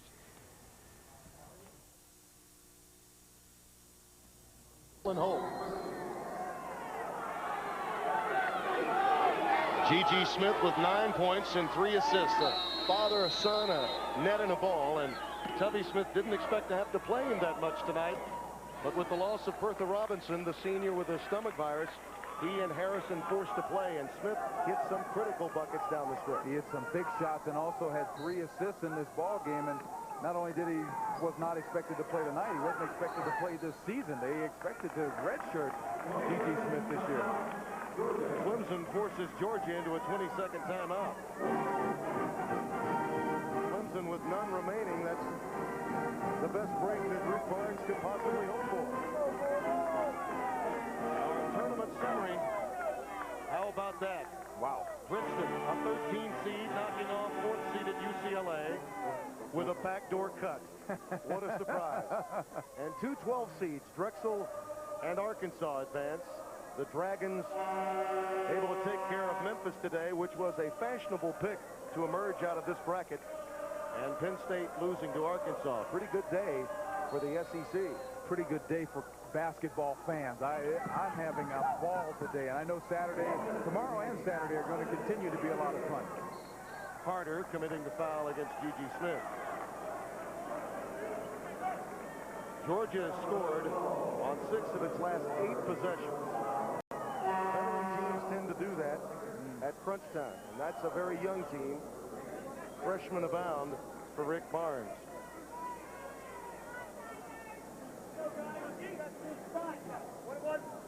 With the shocker of the day being perhaps Princeton, one can certainly say what Western Carolina did in pushing top-seeded Purdue to the very limit was one of the classic near misses in NCAA tournament history. No question about it. And Purdue, I think it's going to make them a stronger team. They're the #1 seed in the West, and it might make them stronger and certainly closer together. Georgia, though, will probably come into that game, provided they hold this lead, with a lot of confidence. Well, it's now a 3-possession game for Clemson. They need to get something in a hurry. Christie over Harrison. Davis gets high for that rebound and the reach-in foul against Buckner.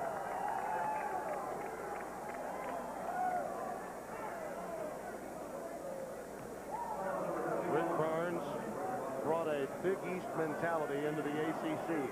Played tough. Raised the ire of no less than Dean Smith. But he said, you know, I'm going to be there and I'm going to be heard from. And even with a 7-9 ACC record, his team tonight proving that it was worthy of that at-large bid. Tigers are going to be heard from for a long, long time. As long as Rick Barnes continues to bring in talent like he has there now with these 7 freshmen, if these guys work on their game over the summer, the Tigers are going to make an awful lot of noise in the ACC next year. They had the 3rd highest single-season average attendance in history at Clemson this year. So certainly the alumni and the faithful are again behind their Clemson basketball program. Yerkunis gets the roll, 72-65. All they can do to stop the clock is commit the foul. And pray that the Bulldogs miss their free throws. Danny Johnson picking up that one. Tubby Smith has been to the Sweet 16. In fact, he knocked out UCLA the year before they won the national championship. In fact, he told us of the conversation he had with Jim Herrick in the aftermath of that game. He felt that his team had been physical and UCLA had played a bit more finesse. Well, he was joking with us. He felt that perhaps he should have gotten at least a piece of that trophy last year from Coach Herrick, because certainly UCLA was a much tougher squad last season. No question about it. And Tubby did a terrific job at Tulsa University and built that program up to national recognition.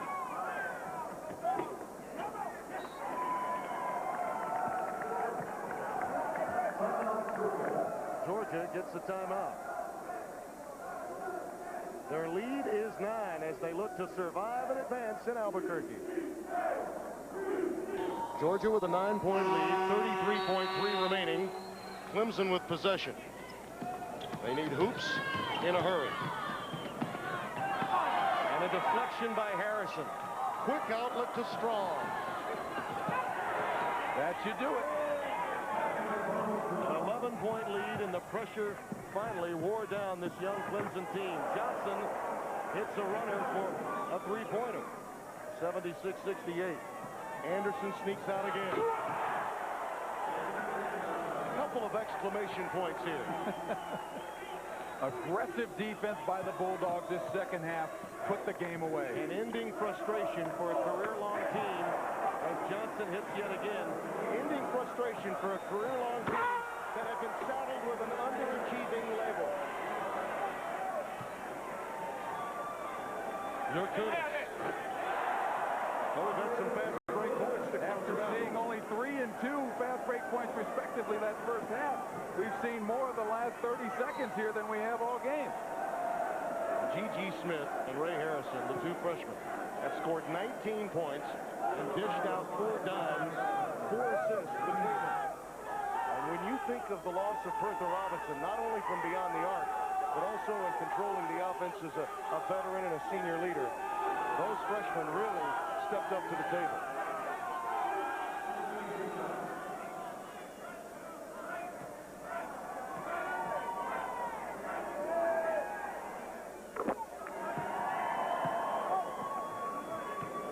Clemson will see another day.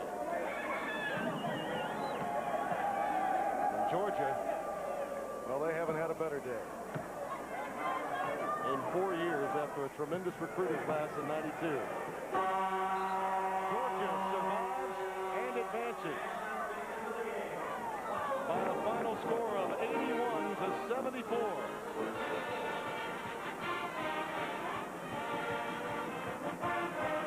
Our final score, the Georgia Bulldogs 81, the Clemson Tigers 74.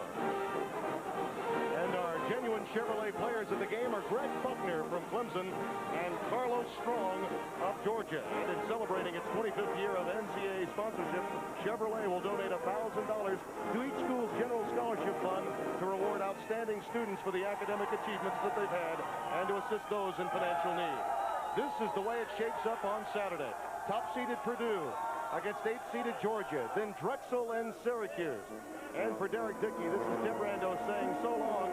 Coming up next, Jim Nance to put a period on this event-filled day. This has been a presentation of CBS Sports, home of the NCAA Basketball Championship.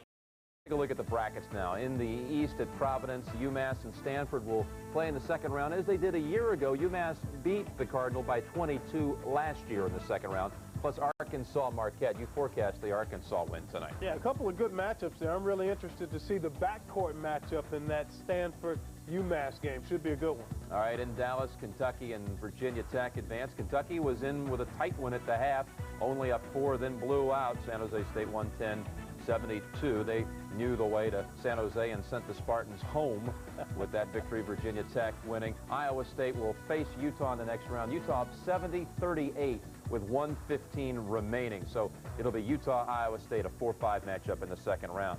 Shifting over now southeast, Indianapolis, UConn, Eastern Michigan. Was that a great surprise to see Duke go out here? I don't think so. When you consider what Eastern Michigan has done all year, their outstanding backcourt had another good game. That'll be a good matchup. Sheffer, Allen, Boykins, and Tolbert for Eastern Michigan. Could we ask for one more miracle from Princeton against Mississippi State? You can ask, but you won't receive. Will not receive. No. Okay. Now, in the West, in Albuquerque, it's Purdue and Georgia. Georgia coming on strong in the last 4 minutes. They had to come from behind against Clemson. This is a senior-laden team. It'll be a good matchup. Both of these teams experienced clubs, Georgia and Purdue. Meanwhile, Drexel, the small school there in Philadelphia area. Philadelphia winning today over Memphis, knocking out a 5, and Syracuse advancing rather handily, manhandling Montana State to win 88-55 and move to the second round. Here's tomorrow's lineup as we continue the first round play. 12 o'clock on the air, 12:15 first tip, Mississippi Valley State, Georgetown, plus other action. And then part 2 of the day, and these games will be somewhere around 2:30 starting time. Kansas State, New Mexico, Santa Clara, Maryland, North Carolina, Greensboro, and Cincinnati. Portland against Villanova. Kerry Kittles has a stomach virus, but we're hearing tonight that Kerry is likely to be back in the lineup tomorrow. There was some discussion he may not be able to play, but right now, good chance that he'll be playing. Also tomorrow night, another doubleheader, 7:30 on the air, 7:40 tip, Boston College, Indiana. Most of the nation will see that. Others will watch Northern Illinois against Texas Tech, and Wake Forest in action along with Iowa facing George Washington out west. Then second half, this sequence includes New Orleans, North Carolina, UNO versus UNC, Austin Peay against Georgia Tech, Texas and Michigan, and Valparaiso against Arizona out in Tempe. All right, they've just gone final out in Dallas, and Utah's a winner tonight, 72-43 over Canisius. And we'll have some final thoughts on day 1 of the '96 Road to the Final Four when we come back in just a moment. Stay with us.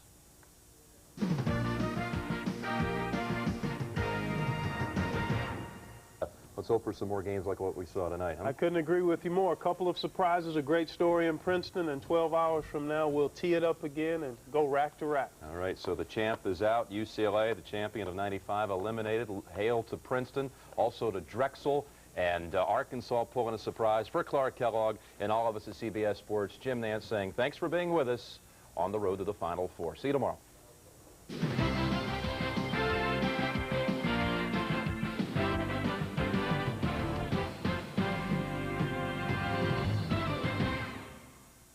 After one half of football. The double team right there with patience. They get the ball passed. Now you see right here, 3 Georgetown defenders, so that gives Mississippi Valley State numbers. And this is where the decision making comes in. Do we attack or do we pull it back? So far, Mississippi Valley State with 5 turnovers have not been making the right decisions. Some of you will be leaving us shortly to watch Tulsa and Louisville, who are playing in Milwaukee. Those of you who do leave will be keeping you up to date on the progress of this game, which Georgetown now leads by 5 on the goal by Victor Page. Georgetown has Joseph Tuomu and Jahidi White in the game. And the Hoyas come out running Iverson, 3-on-1.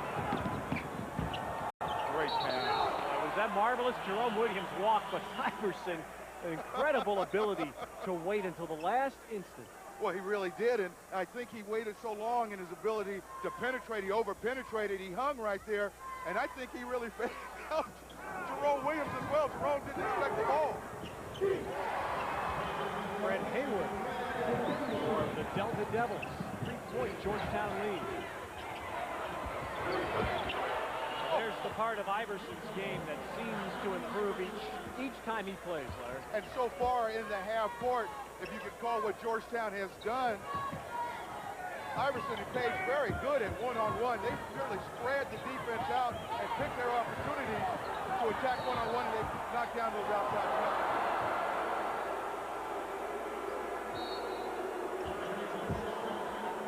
Now Georgetown will get Harrington back in the ball game, along with Jerry Nichols. Lafayette Striblings, Delta Devils. They are from Itta-Bena, Mississippi. It's about 100 miles from Jackson. The enrollment of the school is 2,400, and when school is in session, that doubles the population of Itta-Bena.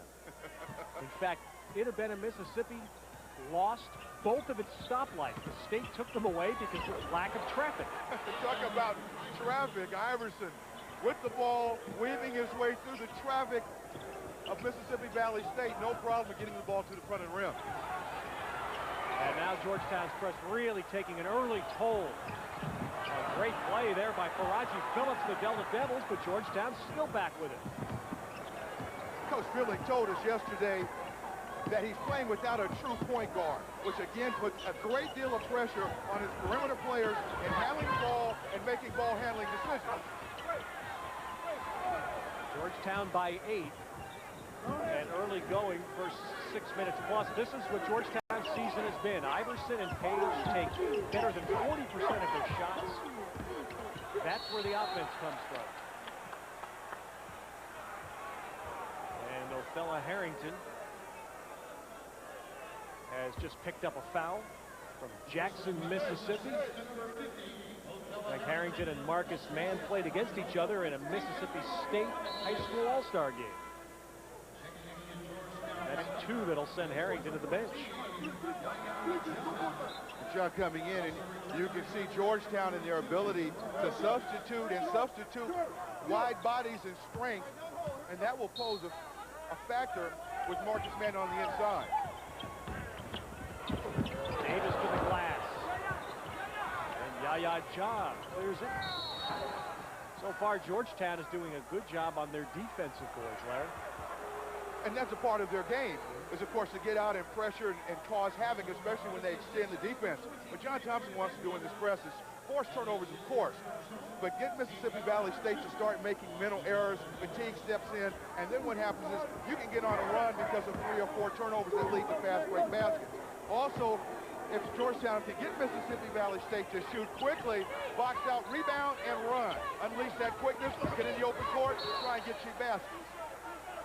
Lob there intended for Jahidi White, out of bounds to Mississippi Valley State. Hoyas have Jerry Nichols on the floor with Iverson, Williams, Ja, and White. 2-2-1 full court zone press. 8th turnover by the Delta Devils. And, you know, Larry, this is the classic case of a school like Mississippi Valley State. When they get to the tournament, they meet a team like Georgetown. They've never played against a guy like Iverson, obviously, nor have they played against the size that they see in there with Jahidi White, Jerome Williams, and Harrington. Well, it's obviously a different look for a lot of teams in the country. But again, the idea against attacking this zone press is to have good spacing and good patience. See Jerome Williams there on the nice drive. He gets the ball into the paint. Now, it's a nice move right there. Fake right, went left. And as he gets to the basket, Williams realizes he's going to get fouled, just takes the strong, draws the contact, goes to the free throw line. He's got a very fast first step.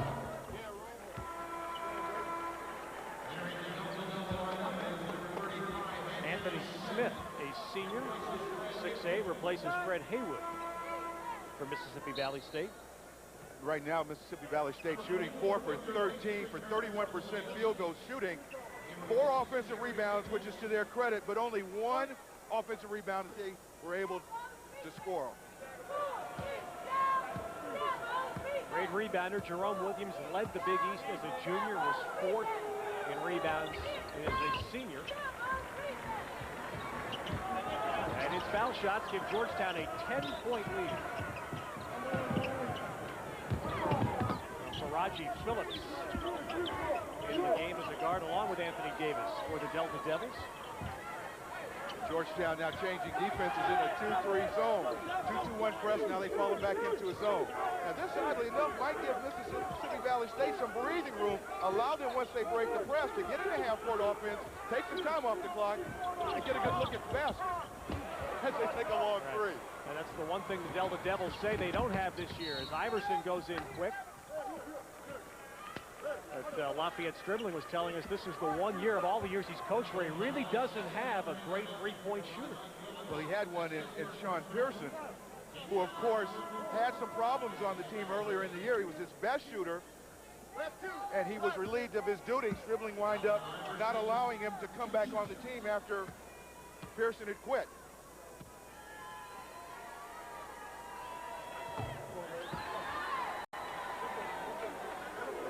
Lafayette Stribling, a longtime high school coach in Mississippi. He's in the Mississippi Coaches Hall of Fame, and I'll tell you what, Mississippi Valley State needed a shoe deal, but the coach did not need a clothing deal. He is as dapper as there is in the college game. He's certainly trying to figure out exactly what color that suit was, but it beautifully matches his tie. Making a statement. I lean on you for the colors. I have I'm no colorblind, idea. but I can't even come close on that. There's a foul on Georgetown's Jerome Williams.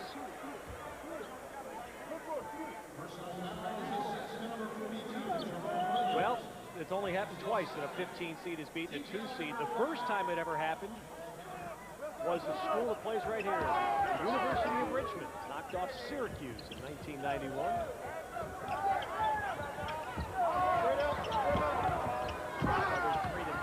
By Rucker, put back by Phillips, doesn't go. And Georgetown's Jahidi White clears it. And the Hoyas running on every opportunity, and they are really converting. Just a great individual move that time by Page. He had an angle, nice little stop and go, and I think that's a great timeout by Coach Stribling. Oh, it is Georgetown by 12.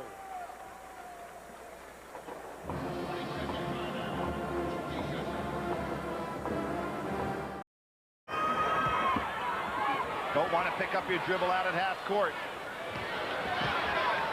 Poindexter. Now Bonner out near midcourt, and Weed on him. A little scary when you don't have a point guard on the floor.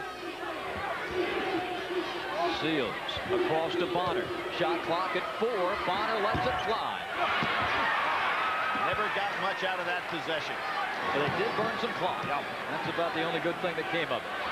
Nice tip away by Love. Wheat on the floor, calls time. Smart play by Wheat. DeJuan Wheat stops the clock with 1:38 left. Louisville with 1 timeout remaining. Tulsa with 2. Louisville on a 9-1 run here in the last 2 minutes to narrow the Tulsa lead to 4 at 70-66. Seals on Kaiser. sure he doesn't get off another three. Love on Wheat. Walker down in there with Poindexter on him. Dewan fires. Hits it. That's a 2. And the Tulsa lead is 2. Boy, Bonner really shaky with the ball. Very shaky with the ball. And now Louisville with a chance to tie the game with a 2, take the lead with a 3. Wheat walks it over to Samaki Walker, and a timeout by Louisville with 1 minute remaining at the Bradley Center in Milwaukee. Here's the shoes. Billy Packer, if Louisville has one thing in its advantage on this possession with a minute to go, they do not need a 3. Exactly, and you've got a situation now where you got to be thinking they go inside to Samaki Walker first, as opposed to trying to get something out. Here comes Samaki. There it is. And he's got an open line for the jam. Great coaching move by Denny Drew. Set play, Samaki Walker, just like he drew it. You know it was over there on that sheet of paper. Tied at 70. Thompson with 4 fouls. And back in the ball game to run things for Louisville. Tulsa timeout. 18 seconds on the shot clock. Pretty good time to call a timeout. You don't have to go for a panic shot. 35 seconds left in the ball game. 18 on the shot clock. It's tied in Milwaukee. Louisville had success inside with Walker a moment ago. Tulsa might go that way this possession. I think they should try to get down inside, but they're occupying a lot of time on the clock right here to get into their offensive set. 10 seconds to shoot. Here comes Seals out. He's going to get a rough and screen. 5 seconds to shoot. Got to put it up. Thompson driving. Walk. He traveled. Louisville ball with 18.9 left. But they used so much time just getting into the offensive set that it was a complete breakdown. 18.9 left in regulation. Coach Robinson wants them to pick up higher. Thompson. Remember, he has 4 fouls on him. He's guarding Wheat. Wheat could take him to the basket. 7 seconds left. Now Louisville wastes a lot of time. They don't have any timeouts left. They have no timeouts left. Sims, Rogers, no good, and we've got overtime. The first overtime of the 1996 NCAAs, Louisville and Tulsa. Almost turned it over again. And again, Shea bottled up. Rollo has it, dumps it to Ruffin. The reverse jam doesn't go. Oh, got it back! How about that play? 75-74, Louisville. A minute 40 left in overtime. Sensational play by Ruffin. But wasn't planned in the book at all. I mean, the fact that he even got the ball was amazing. But great presence of mind to stick with it. Really looking to go to Samaki Walker down inside. Backs in on Rollo. Short. Ruffin the rebound, and Tulsa can get the lead back. 1:13 to play. Bonner is so shaky with that ball. Love for 3. Tulsa leads.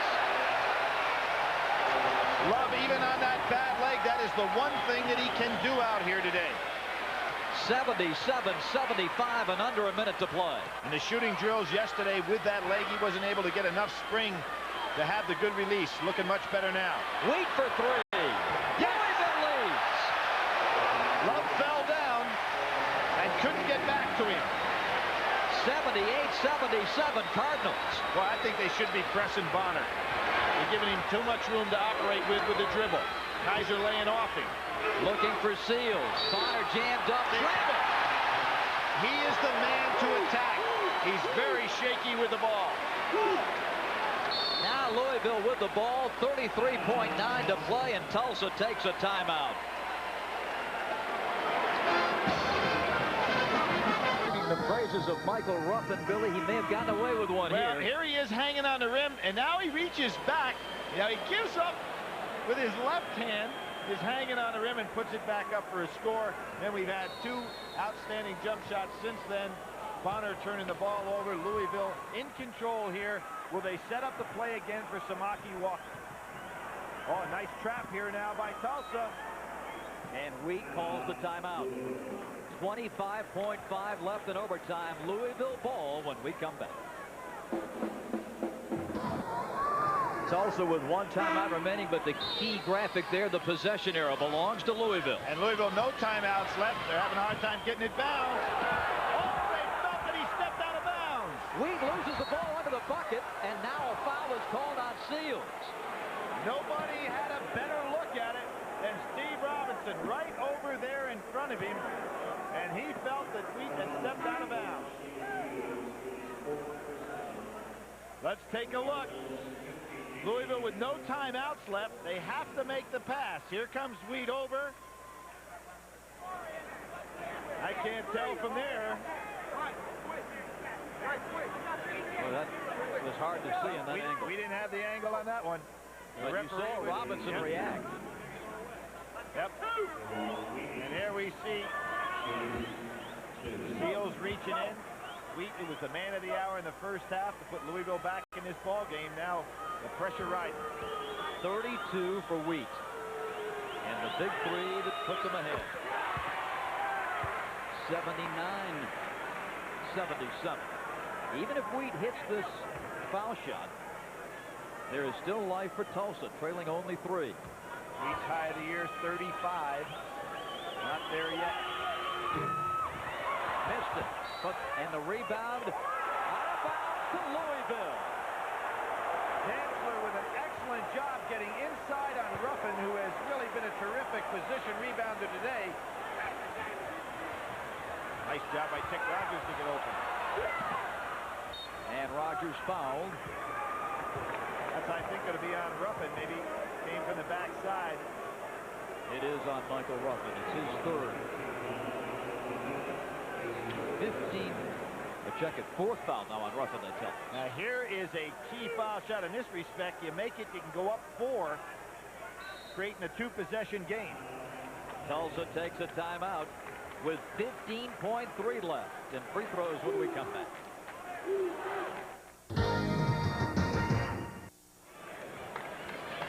15.3 left in overtime here in Milwaukee with Louisville leading Tulsa 79-77. Neither team with a timeout left.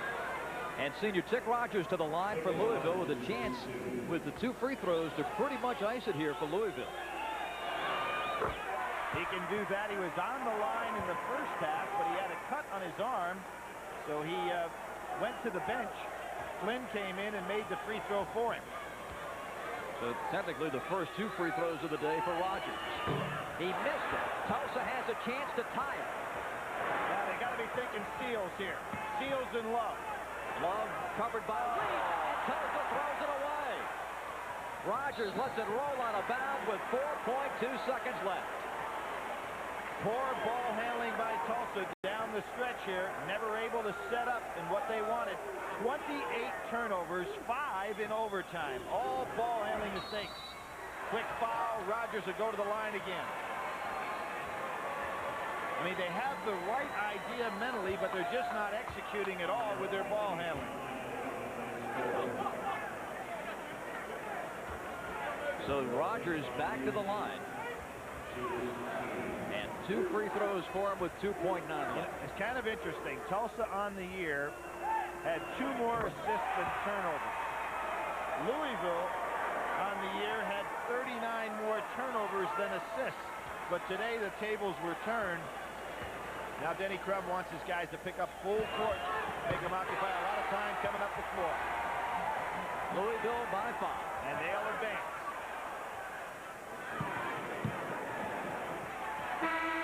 Love with the buzzer. It counts. And the Cardinals win it in overtime.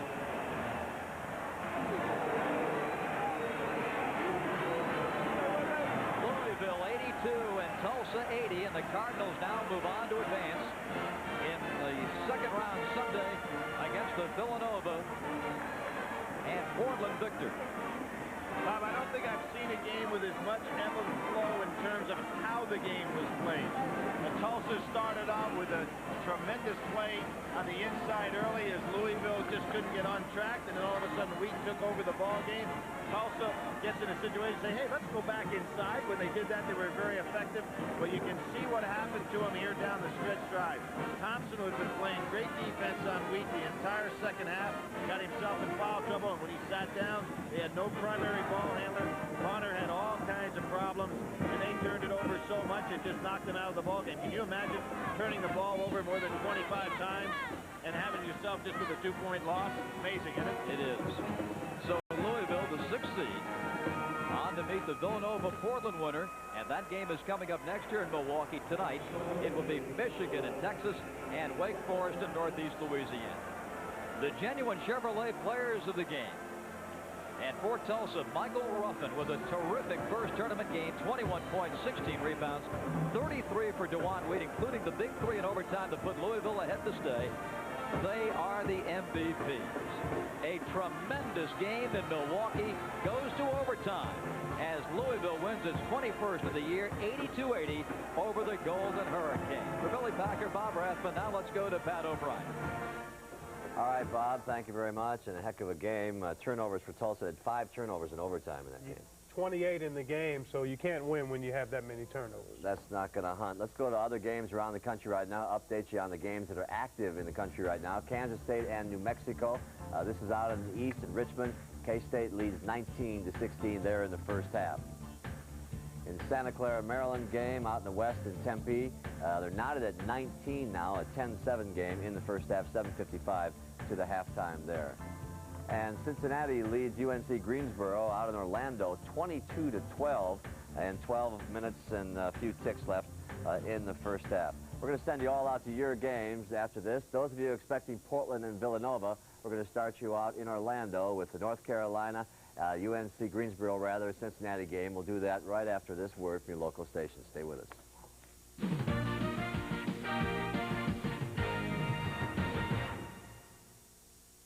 A new set of academic standards for freshmen is now in effect. To practice, play, and receive an athletic scholarship, freshmen will need a minimum grade point average in at least 13 core courses in high school and a corresponding minimum score on the ACT or SAT. Ask your coach or guidance counselor about the new sliding scale and requirements. Prepare yourself now. It's never too early to hit the books. This message provided by the NCAA. Activity Center where Santa Clara leads Maryland 83-69. Here's Dan Bonner and Bill McAdee. And that's 26 now for Rhodes. Basket count. Number 4, X-Ray. We're at the University Activity Center, Tempe, Arizona. Maryland and Santa Clara. There's the story. Santa Clara up 83-71. Santa Clara wearing the red uniforms, Maryland in the white. 106 left to play. 4-point game at halftime, but Santa Clara with a big run early in the second half broke the game open, and Maryland has not been able to close. Well, Nash makes breaking the pressure look so easy, and he wants them to foul.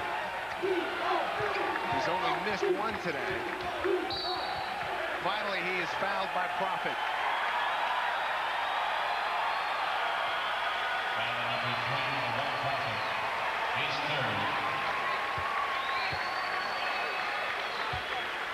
And the genuine Chevrolet players of the game are Steve Nash from Santa Clara and Johnny Rhodes from Maryland. Quite an effort today by Steve Nash, and you would think, and this is not to diminish the West Coast Conference, but you would think that Nash really looks forward to being on a stage like this, Dan Bonner. Nash impresses me as one of those kids who, while he likes being on a stage like this, is just happy in a gym by himself. He's a guy who loves to play basketball. Gary Williams is one of the people in this building who probably can't enjoy the performance of Steve Nash. 85-72 after the Maryland turnover. Nash will take it back out. He'll let Simpkins foul him, and he does. That's 2 on Simpkins.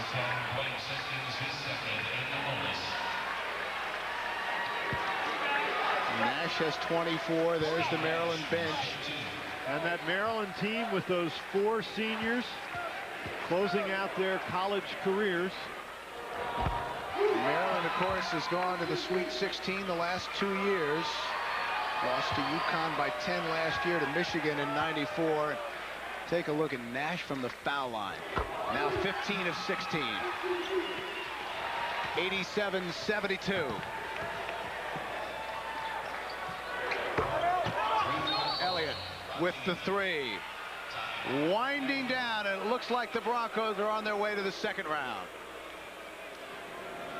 Nash with the slam dunk and the foul.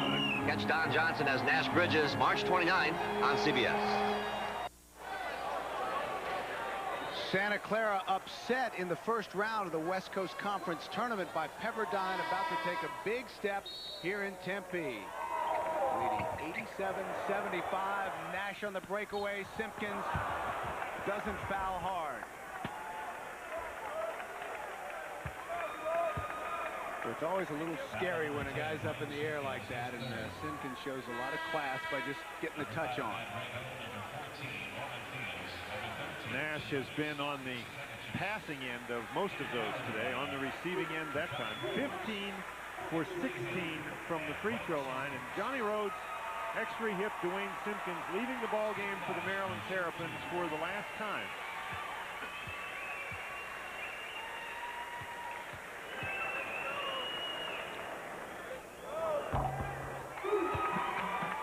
Now Nash is the guy who gets upset when he hits the rim on his free throws. You just sense that, don't you? That's 27 now for Nash. Doesn't look like he's upset by too many things this afternoon. Well, he gets the roll there. 89-75 now.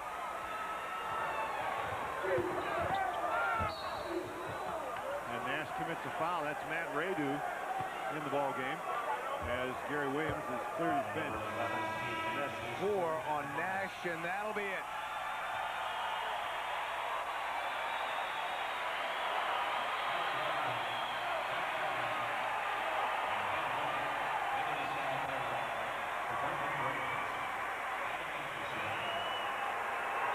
And the Maryland fans in the audience, as well as the Santa Clara fans, giving Steve Nash a big round of applause. This was just a great display of basketball this afternoon. 28 points, 12 assists. Tremendous individual effort from Steve Nash.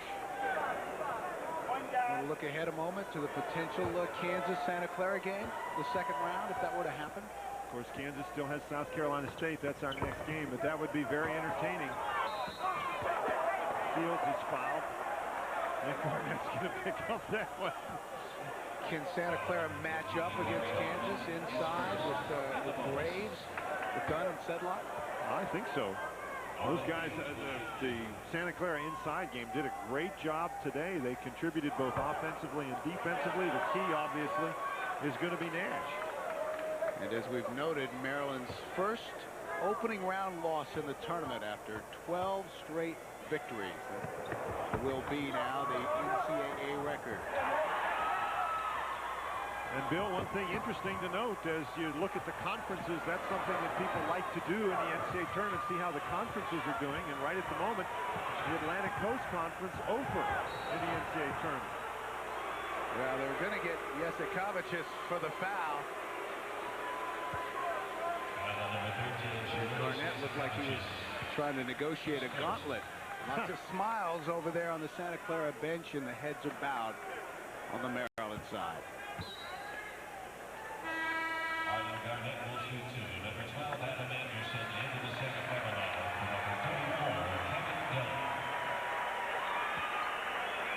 What a great feeling in the NCAA tournament to be able to get out of the game and contemplate what you've done. Great joy on the face of Steve Nash, and deservedly so. Santa Clara lost to Mississippi State in the first round last year in the West region. So Santa Clara was a Final Four team 44 years ago. They lost to Kansas in the semifinals. Garnett will sit with 18.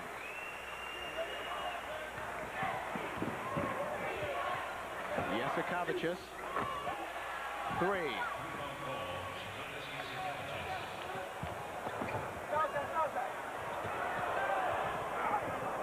Anderson right in front of us. And that's it. 91-79. Santa Clara is through to the second round.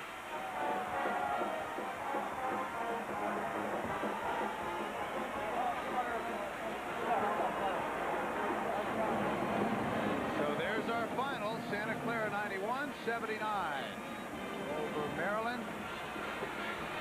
And Santa Clara will await the winner of our next game, Kansas and South Carolina State. So for Dan Bonner, I'm Bill McAtee saying so long from the University Activity Center, where our final score is Santa Clara 91, Maryland 79. This has been a presentation of CBS Sports, home of the NCAA Basketball Championship. Pat O'Brien will be along from New York in a moment.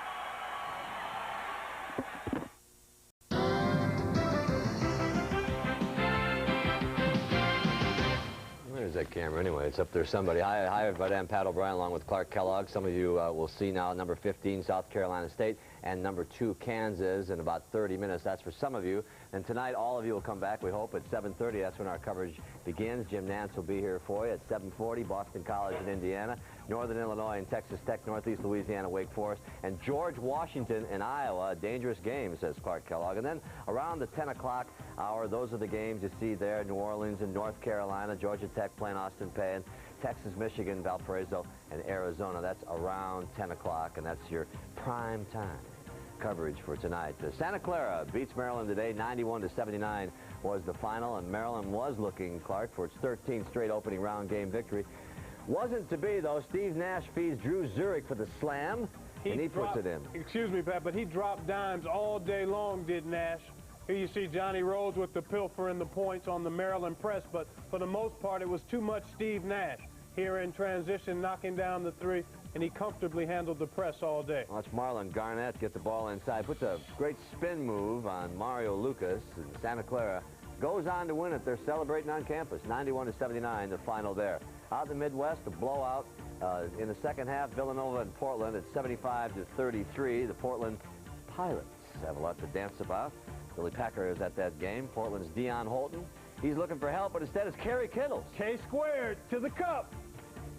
And all said and done, Kerry Kittles, who had the flu, didn't look like it today, did he? Not at all. Flying high. Here he is again in the open court, decides to leave it for Eric Ebers this time. All right, and so 75-35 with 9:56 left in that ball game. It's a blowout out in the Midwest. Out in the East, New Mexico beat Kansas State today, 69-48. Dave Bliss has New Mexico on a roll. They had him on a roll as he brought him in a 10-game winning streak into the tournament. Elliott Hatcher pulls up and bangs out a 3 for Kansas State. Then watch Manny Dies inside. Persistence pays. Watch him get after this loose ball. Rebounding is about attacking that orange. Good job by Danny Dees inside. New Mexico came storming back as Clayton Shields follows Charlie Smith's missed dunk with one of his own. And Kansas State and New Mexico. Too much Clayton Shields. He went for 25 points and 10 boards as New Mexico wins easily. 7 seed wins 69-48. Out in the Southeast, Cincinnati, UNC Greensboro, a little bit of a scare for a while for Cincinnati, but they had their transition game together and pretty much everything working. They won by 5. Some of our staff was at the game. Keith Legree with a quick pass to Art Long for the jam as the Bearcats extended their lead there. But the Spartans' hustle kept them in it, didn't it? It was Jeremy Davis. Yeah, knocking the here he is, working for the loose ball again. Long missed shots lead to long rebounds. Nobody tags the shooter, and they watch him stroke it from behind the line. And on the loose ball, Cincy, Darnell Burton flips to streaking Dan Flint for the flying dunk. Watch this. What's my name? Highlight reel. And Cincinnati and Bob Huggins goes on to win by 5, 66-61. Out in the East, this was a blowout. Georgetown had no problems at all at Mississippi Valley State. There's Lafayette Stribling in the tournament. Allen Iverson, though, just showing them it all today, Clark. Showing you his rush hour handle here in traffic. Loses it momentarily, but Othello Harrington finds the loose one and puts it down with authority. Victor Page in. He's got his game going together. John Thompson's going to be really happy with this squad. They got everything he likes, don't they? Speed, versatility. Exactly. You called it. And with the Air Jordans working, he goes up, and we'll see that one almost everywhere tonight. And quickly, 2 other scores in the Southeast. Temple beat Oklahoma 61-43. And Louisville had a scare from Tulsa in our only overtime game of the tournament. They beat Tulsa 82-80. So that's our first round games. We'll see you all at 7:30 for our second round of first round games tonight on Prime Time with Jim and Nancy Clark Kellogg. I'm Pat O'Brien. Thanks for spending part of your Friday with us. See you later.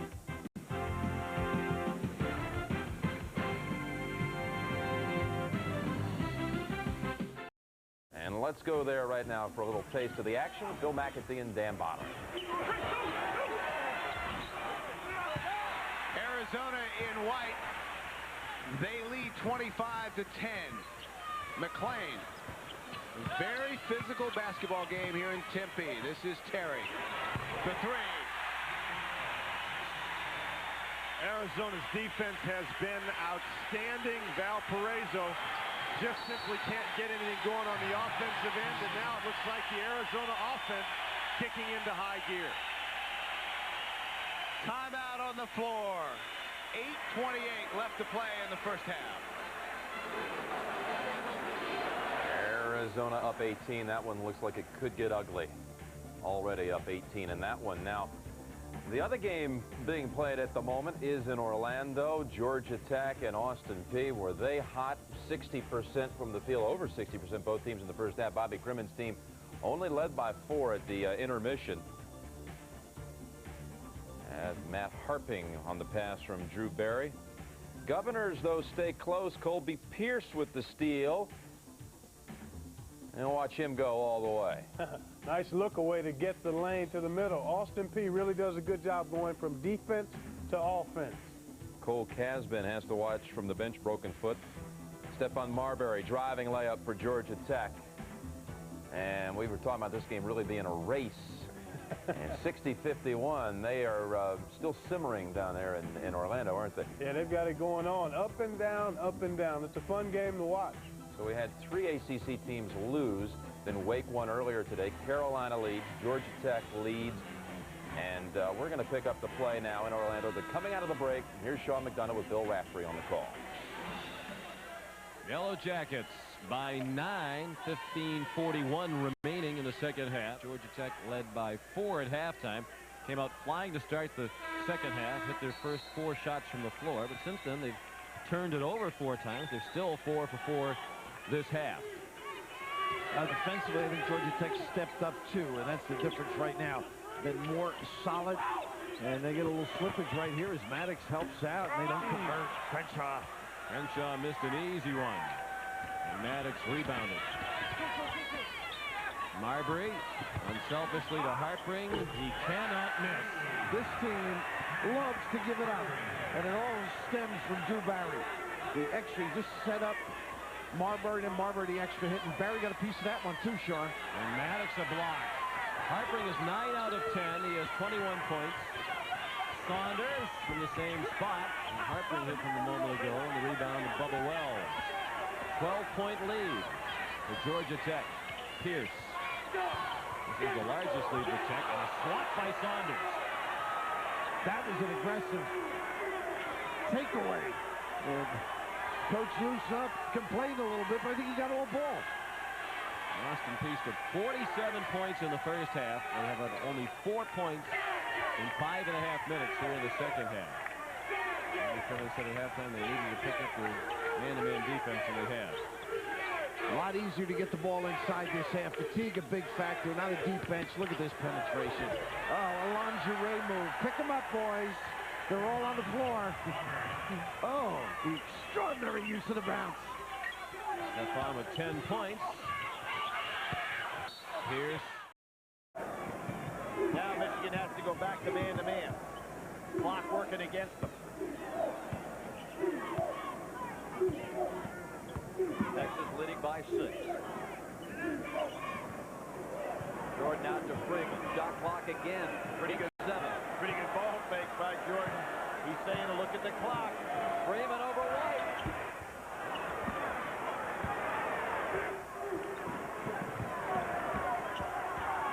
Here's Bullock around Perryman up short. Bullock gets it back. puts it up. Again, it's short. Taylor, who's come back to life offensively in the second half. 2 offensive boards by Bullock inside with all the trees. Jordan in there. Black a good leaper. Baston and Taylor, and it's Bullock that comes away with the ball. And Texas takes a timeout. Some tired bodies out here right now, Bob. They're leaving it all on the 94 by 50 in Milwaukee. The game reset. Michigan with a couple of full timeouts left. Texas still has its second half 20 available. Texas getting the arrow, both teams in the books. 74-70. Longhorns with the ball and 1:37 left. Timeout needed by both teams here, Bob. Guys were getting tired. A lot of intensity taking place right now on the part of both of these teams on both ends of the floor. Every possession meaning so much. Hill and Bullock out there going against each other on both ends of the floor. And White on Freeman. They go 1-4 to use a little clock here, but Perriman can't beat people one-on-one. Launches the three. Not a good idea. And Baston clears his 11th rebound. You can see Hill out there in the 1-4, maybe Freeman, but not Perriman because he can't blow by anybody. Now Bullock. Taylor. He's had a big second half, but misses this one. Inside Baston. Baston got fouled a couple of times and no call. And it's out of bounds to Texas. Baston can't believe it. A foul has been called, or a timeout. Let's see. I think Texas got possession and then took a timeout. Look at Steve Fisher. He can't believe it either. Watch it. Baston here. Puts it back up. Nothing happens. Gets hammered 2 or 3 times.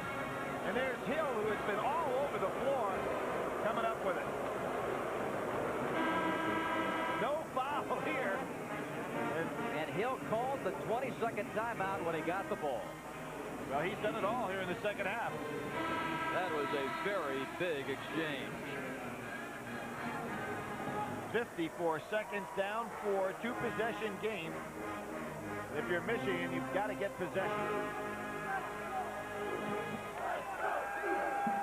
And that arrow still pointing in favor of Texas, so that timeout didn't take away the possession either. I like this lineup here by Tom Penders. He may be looking to go long. Jordan gets it in right on the sideline. Dangerous. Freeman dribbles out of traffic, now runs into Bullock. Gotta go long. Gotta go long here. Get the ball up. They just beat a 10-second count. Boy, I thought they had to do it with a pass. Gonna play keep away to get fouled. And Freeman fouled by White. Still only 1-1. That will be the 9th foul of the half.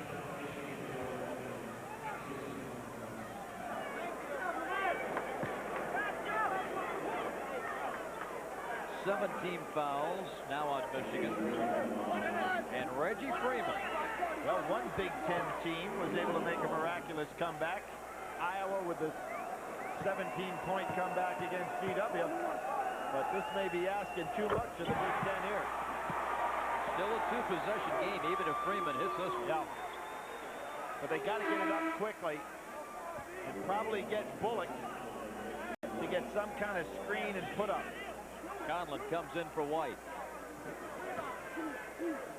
Let Conlon handle the ball. Fife and Bullock get out on the outsides, and Baston and Taylor go for rebounds. A lot of iron, but it drops for Freeman. There you have Conlon with the ball. They got to think three, quick. Bullock screen. Inside the ring. That's a 2-point shot. He's got a timeout, Michigan. Perfect execution of what they had to do. And Steve Fisher said, now wait a second. Was it a 3 or a 2? He was inside and stepped back. When he left the floor, I think his left foot was inside the ring, Billy. Absolutely, not where you land. Timeout in Milwaukee and a 4-point Longhorn lead. in searching for a luxury performance sedan. Texas 76, Michigan 72, 24.9 left. Each team with one timeout remaining. Texas gets it into Freeman, and he's fouled immediately by Morton. Bob, there was no question on that last shot that Bullock was inside the three-point line when he took off. Now watch him. He's inside the line. He steps back. He elevates. And right here you can see that he was on the wrong side of the three-point line, correctly called by the official. Two-point shot. Reggie Freeman. So get quick in here now. 1-1. Ready? A 4-point lead for Texas. Remember what Tom Pender said about missing some free throws in key times. So Freeman buries his 21st point. Not about to do it tonight. It's a quiet 21 points, isn't it? Didn't hit any jump shots.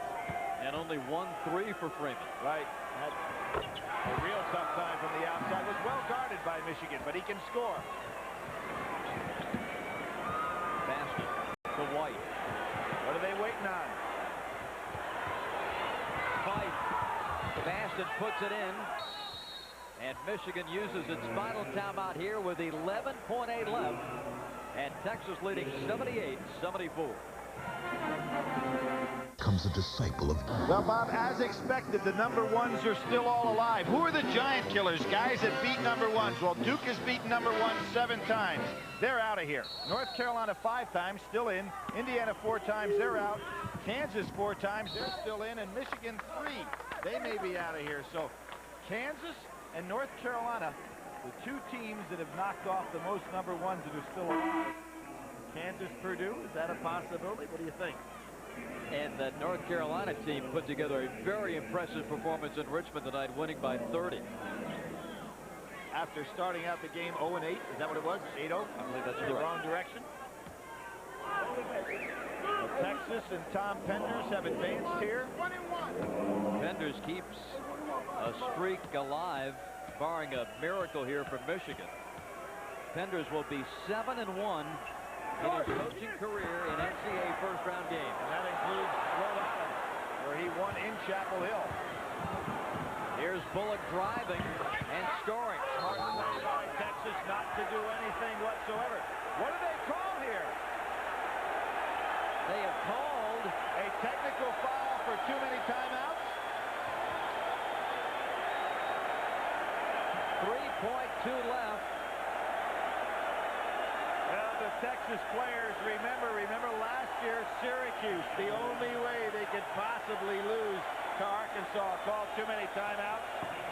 And here now, Chris Webber called 1 too many. Smart play by Texas to let Bullock go in uncontested. Texas will advance. And Brandy Perryman at the line.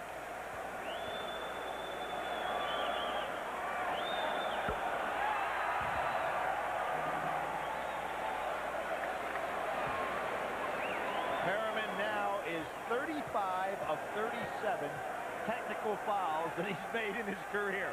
He shoots them all. He is now 36 for 38. There's the timeout called by Baston. And of course, Texas will get the ball out of bounds. It's their ball game. And now Texas takes the timeout. 10th seed Texas, 3.2 seconds away from victory here over the 7th seed Michigan to close out the Milwaukee portion of the Midwest. Here's Freeman. And he misses at the buzzer. Texas advances. 80-76. And the Longhorns go on to meet Wake Forest.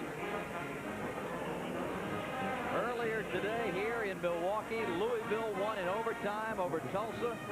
Villanova won big over Portland.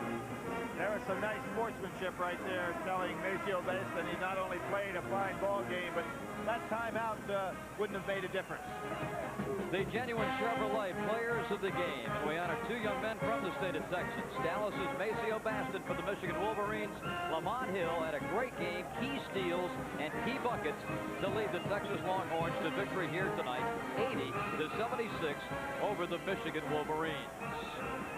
Texas advances to beat Wake Forest. Jim Nance will join us in New York in just a moment. Bob Rathman, Billy Packer, so long from Milwaukee.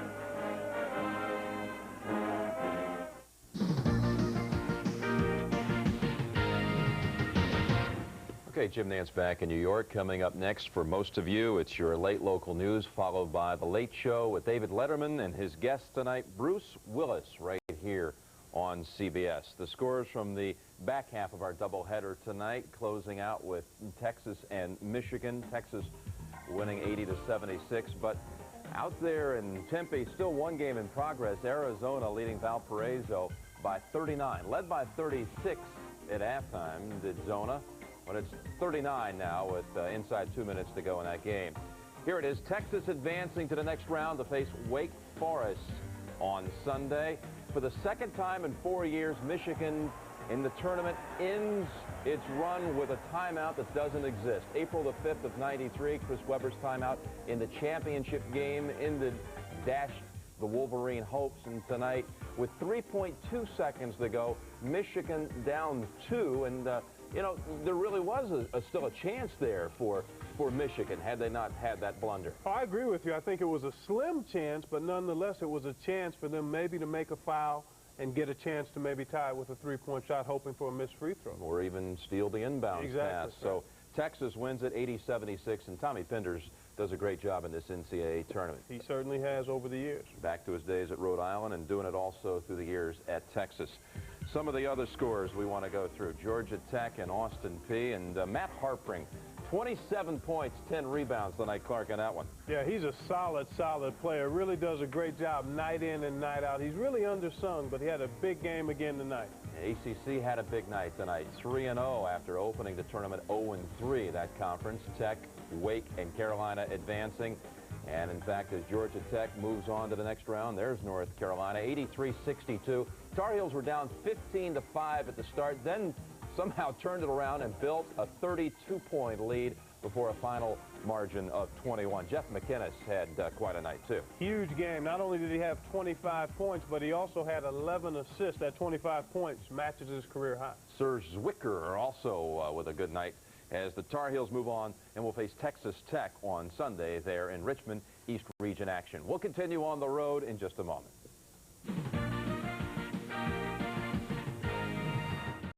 Game. Sauer, the freshman, hits for three. Only college basketball on CBS. 2-point game. Peter Sauer averages only 4 a game. He's got 11. The freshman off the bench. They better not wake him up. Well, Harbor had shots he wasn't taking, and Montgomery's gone with the freshman, and Sauer's delivered. Shot clock down to 17. Kimby back to 4 points. 1:25 to play. 18 for him. Padilla delivered the ball on the money. Stanford 6 of their last 6 from the field. Montgomery calls a timeout. UMass by 4. On to the corner, back to Nash, drives the lane, the jump, it's in there.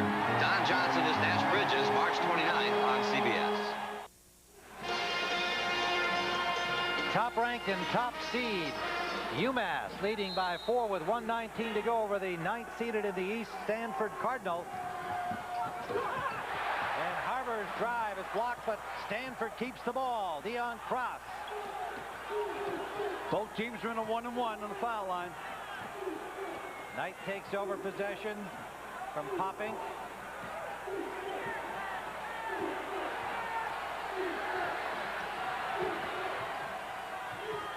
And it was Cross for 3. 1-point game. 16 points for Cross. Try to get it down to Camby. Alloway will foul him. That was Popping's drive before he said Harbor. Popping, Sauer, Alloway, Cross and Knight the lineup for Stanford. 17 on the shot clock. This is Bright. And Bright hits for 2. Bright has had a bright day. Unbelievable in sight. 14 points. It's only a one-possession game, so they can hit it from three-point land. We got to tell maybe an OT. Stanford timeout. 24.9 to go.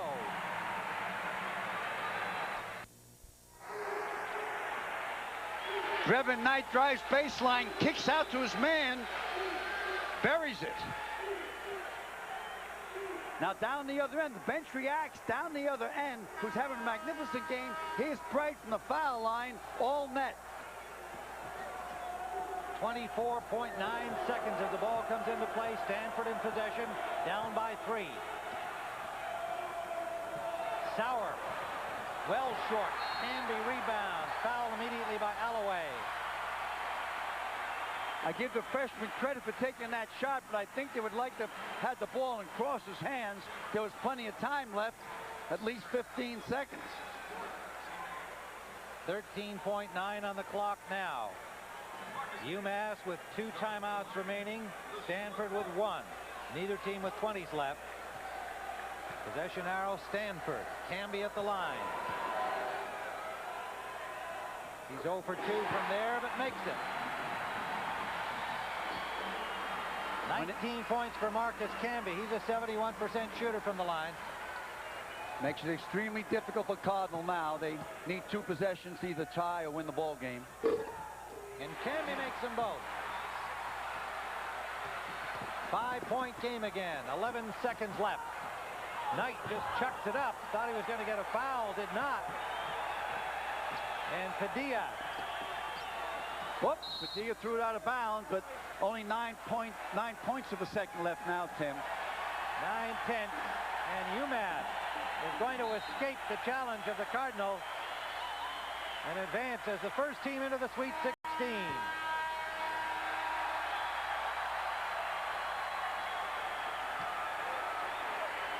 So the fans of the Minutemen, top-ranked team in the country, assembled here at the Civic Center in Providence, just about 100 miles away up in Amherst, Massachusetts. They're celebrating the victory by UMass, heading to Atlanta in the Sweet 16, where they will meet the winner of the Arkansas-Marquette game that follows here in Providence. Revan Knight, 27 points and 9 assists. Another brilliant game for Stanford, but in the losing cause. Marcus Canby, the main man. Again, despite foul trouble, a big game for Marcus Canby and the UMass Minutemen. So UMass advances, Stanford goes home, and we'll return you to Pat O'Brien in New York in a moment. 1-point lead. Did you want Bright to take that shot? Well, I think anytime you go to one guy, it's hard on him.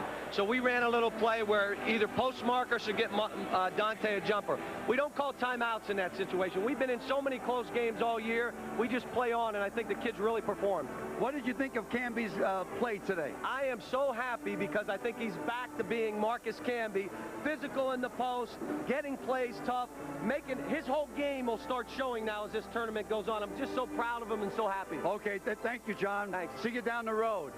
Congratulations, Marcus. Outstanding game. Here's what you got, fella. You got 20 points. You want to shake hands? Let's shake hands. I'll be your agent. 8 rebounds and 7 block shots. Do you feel physically strong? They were banging you quite heavily out there. Oh, yeah, that's the way they're going to be playing me the whole tournament, so I just got to be used to it. I was sluggish the last couple of weeks, but I just want to come out here and make a strong presence on the defensive end. How about the cut on your head yesterday? It's not bothering you anymore? Oh, no, it feels fine as long as we won. Well, congratulations. And back to my man, Pat, in St. Patrick's Day, New York.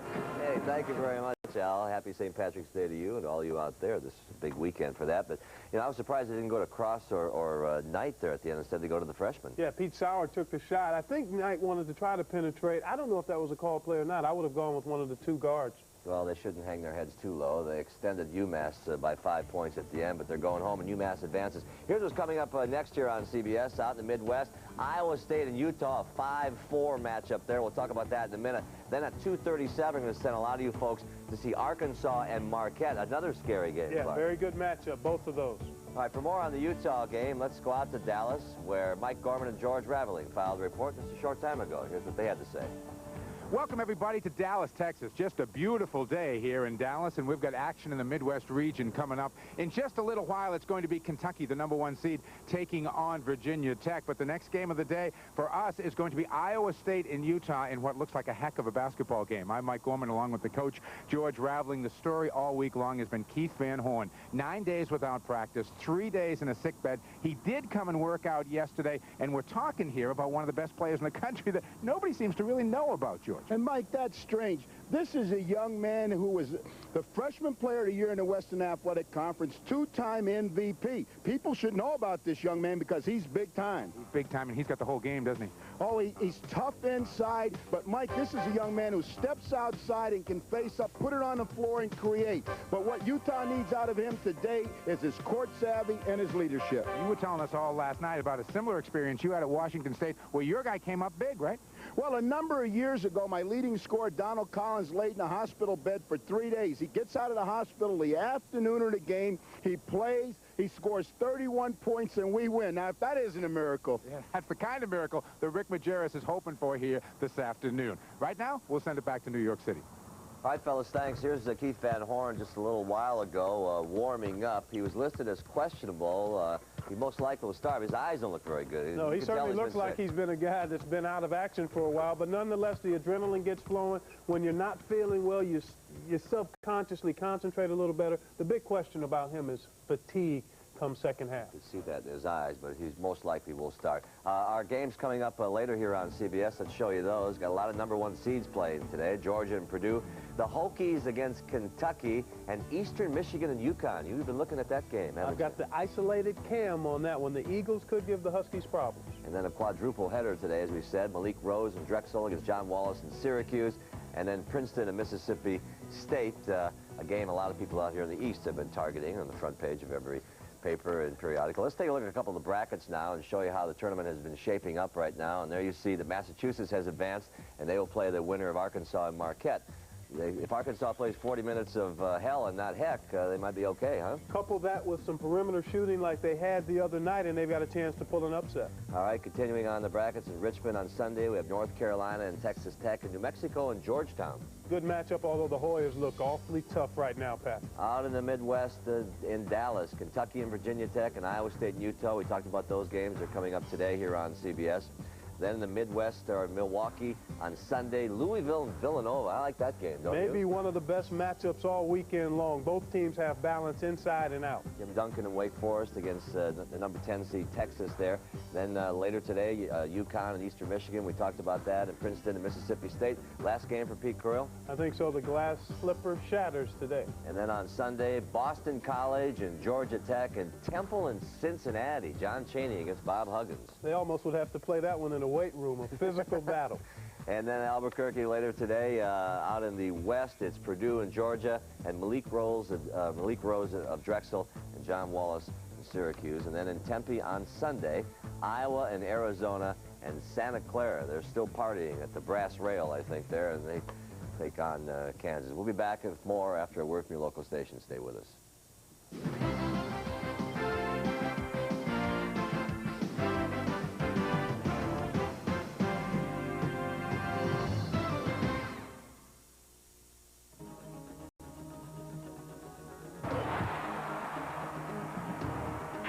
Set of academic standards for freshmen is now in effect. To practice, play, and receive an athletic scholarship, freshmen will need a minimum grade point average in at least 13 core courses in high school and a corresponding minimum score on the ACT or SAT.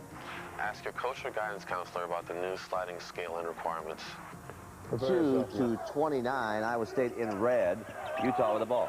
This has been a back-and-forth game, just what you would expect from a 4-5 matchup. 8 lead changes so far. Iowa State has gotten Utah in a little early foul trouble, but Utah has combated that with good shooting from the floor, like that. Keith Van Horn from behind the line. He has 8 points now. We had talked about him earlier. He had the flu or virus a couple of days, and he worked out, and he's playing, has 8 points in the ballgame. He looks good to me, Pat. The thing is, you have to wonder about fatigue come the second half. I would expect Rick Majerus to try to play him in fits and starts to extend his stamina. Those of you keeping score at home, Van Horn has 9 points. So we just upped him one on the day. But a good 5-4 matchup. But we like this game knotted now at 32. Should be tight all the way. Is going on right now. We're going to take you to the finish of the Dallas game, then get you back here. Iowa State trailing by 2 now against Utah. Let's go courtside with George Raveling and Mike Gorman. A minute 13 to play here in Dallas. Utah by 2. Big-time shot, Cedric Willoughby. Boy, you hear so much, Mike, about a go-to guy. A go-to guy is a player whose hands your coach wants the ball in, and he can deliver. For Iowa State, the go-to guy is Cedric Willoughby, and he delivers. He's like Federal Express. He gets there on time. Tim Floyd a chance during that timeout to set the defense he wants. Miller able to get through. Be mindful, Mike, that Iowa State has had a lot of success this season winning close games. Here's Rydalch covered by Holloway. Rydalch screen from Doliak's going to take it. Cato, he got it back. New shot. Oh! Miller hits the three. I cannot believe he took that shot. I cannot believe he took that shot. Rick Majerus was about to faint. It's a good thing it went in, because they had a new shot clock on that one, Mike. Holloway can't answer. Edwards the follow. Timeout, Iowa State. Timeout, Iowa State. 28.8 on the clock. Utes by 3. Both 3-point games. Marquette and Arkansas. Arkansas leads 53-50 with 7:36 left. And Clark, Utah up by 3 over Iowa State. Don't you love it, Pat? 2 tight ones. Utah has the ball, leading by 3. Willoughby just knocked down a big shot, so they've got to inbound it. You would expect Utah to maybe get fouled here, and they've got to make free throws down the stretch and be strong with the ball. Meantime, you could guess on the 5-4 game it would be this type, but maybe not on this Arkansas-Marquette game, huh? But again, the pressure. Marquette went on an 8-0 run, and then Arkansas answered that with a 6-0 run themselves. But I think the pressure, there's penetration by Kareem Reed. I think the pressure of Arkansas starting to show that cumulative effect, wearing down Marquette a little bit here late. So Nolan Richardson really only needs 7 minutes and 19 seconds of hell to pull this one out. Let's go back down to Dallas now. 28 seconds left. Utah up by 3. Here's George Raveling and Mike Gorman. Utah with the 3-point lead and the ball. 28.8 seconds to go. What's the strategy here if you're Iowa State? And at Iowa State huddle, they're talking about who do we want to foul, when do we want to foul them, how many timeouts do we have left, and who do we want to shoot the basketball. The quick foul is given immediately on Andre Miller, a 69% free throw shooter on the season. Now that was the foul they had to waste. His second personal foul. And so the Utes will inbound one more time, 27.3 on the clock. And I don't think that changes much, Coach. They just got to do it again, right? Right, they have to do it again. Utah does a nice job of spreading the floor to take away potential double teams. And it will be Andre Miller with Holloway quickly giving the foul. Now, the key here, obviously, for Miller as he goes to the line, he's 1 of 2 at the line today. He makes 1, he makes it a 2-possession game. Kelvin Cato comes back in. Sean Bankhead sits down. And Andre Miller is a 69.4% foul shooter. Andre Miller saying, son, how do you get in these spots?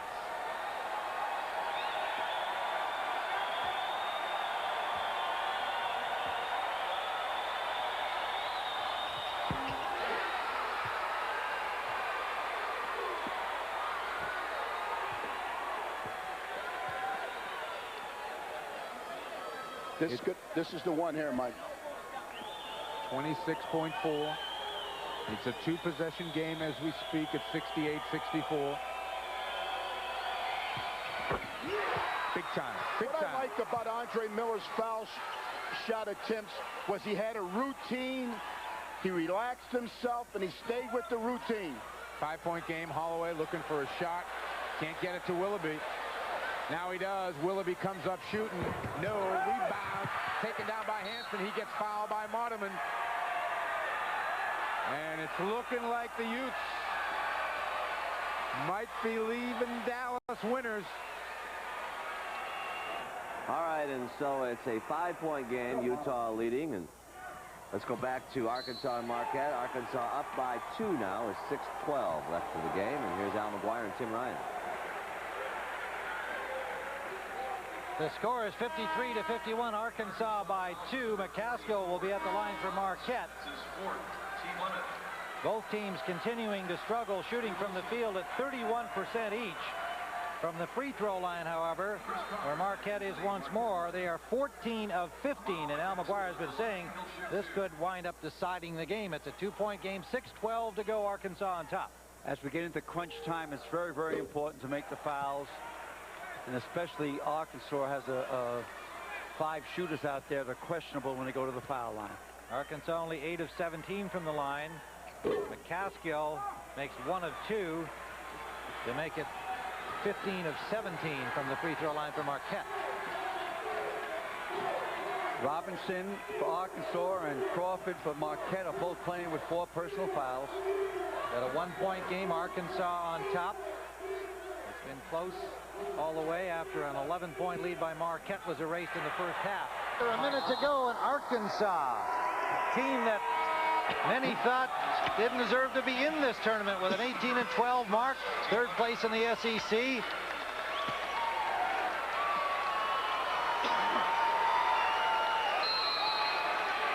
There is Rose Richardson, Nolan's wife. Doesn't seem to be enjoying this, but you know she is. There's a minute to go.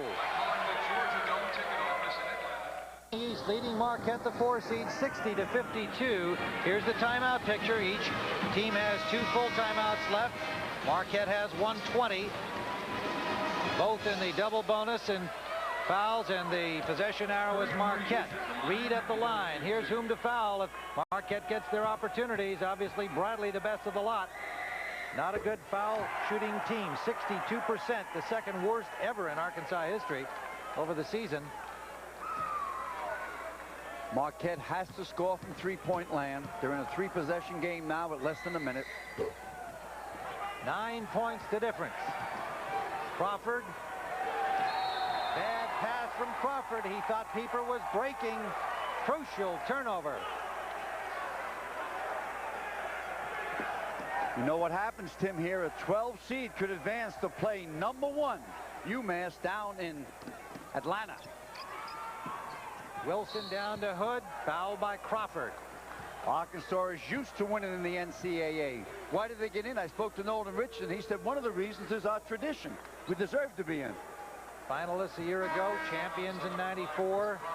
This year, 18-12, and in the SEC proving that they've got a very tough conference for their teams still into the 2nd round. Kentucky, Arkansas, Georgia, Mississippi State.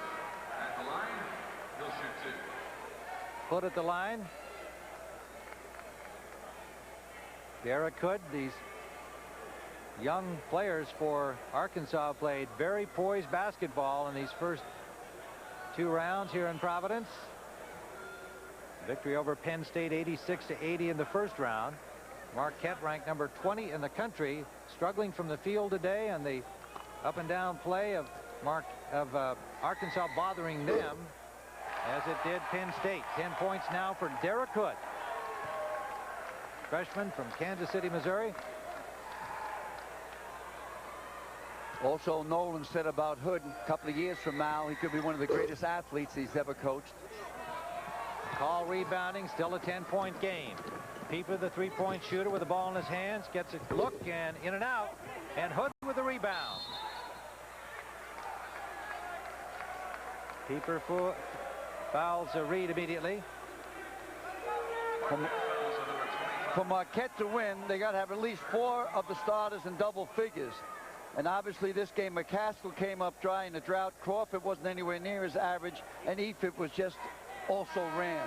So the only way Marquette could win is to have at least 4 of those 5 guys score. They average double figures per game. It's been a good run for Marquette to the final of the Conference USA tournament against very tough Cincinnati, overtime, and they put themselves into a number 20 ranking in the country, but they ran into a buzzsaw from Arkansas. 35.6 seconds left, and Hood still struggling from the line, but he's done it elsewhere for him. 10 points and 13 rebounds for the freshman. Every foul shot's a bonus foul, so you automatically get 2 shots. And Hood finally gets one. 63 to 52, and Hood will leave the game having turned in an outstanding effort. Onto the floor is John Engskov, a senior from Berryville, Arkansas, getting some time here in this final minute. Round 2 of the NCAAs. Peepers miss. McCaskill missed the follow. He struggled all day long. Give credit to the big men from Arkansas. They would not allow Marquette to have a second shot in the offensive boards. Wilson connects for Arkansas. Reggie Merritt is also on the floor, a 6'1" senior from Little Rock. Hutchins. Caskill on the rebound, and he's fouled.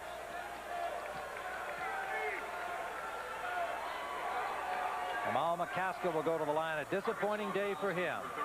Second personal on Wilson. 6'11" senior from Maywood, Illinois. Had a solid season, got better as the season went on, but struggled here today in round 2. 65 to 52.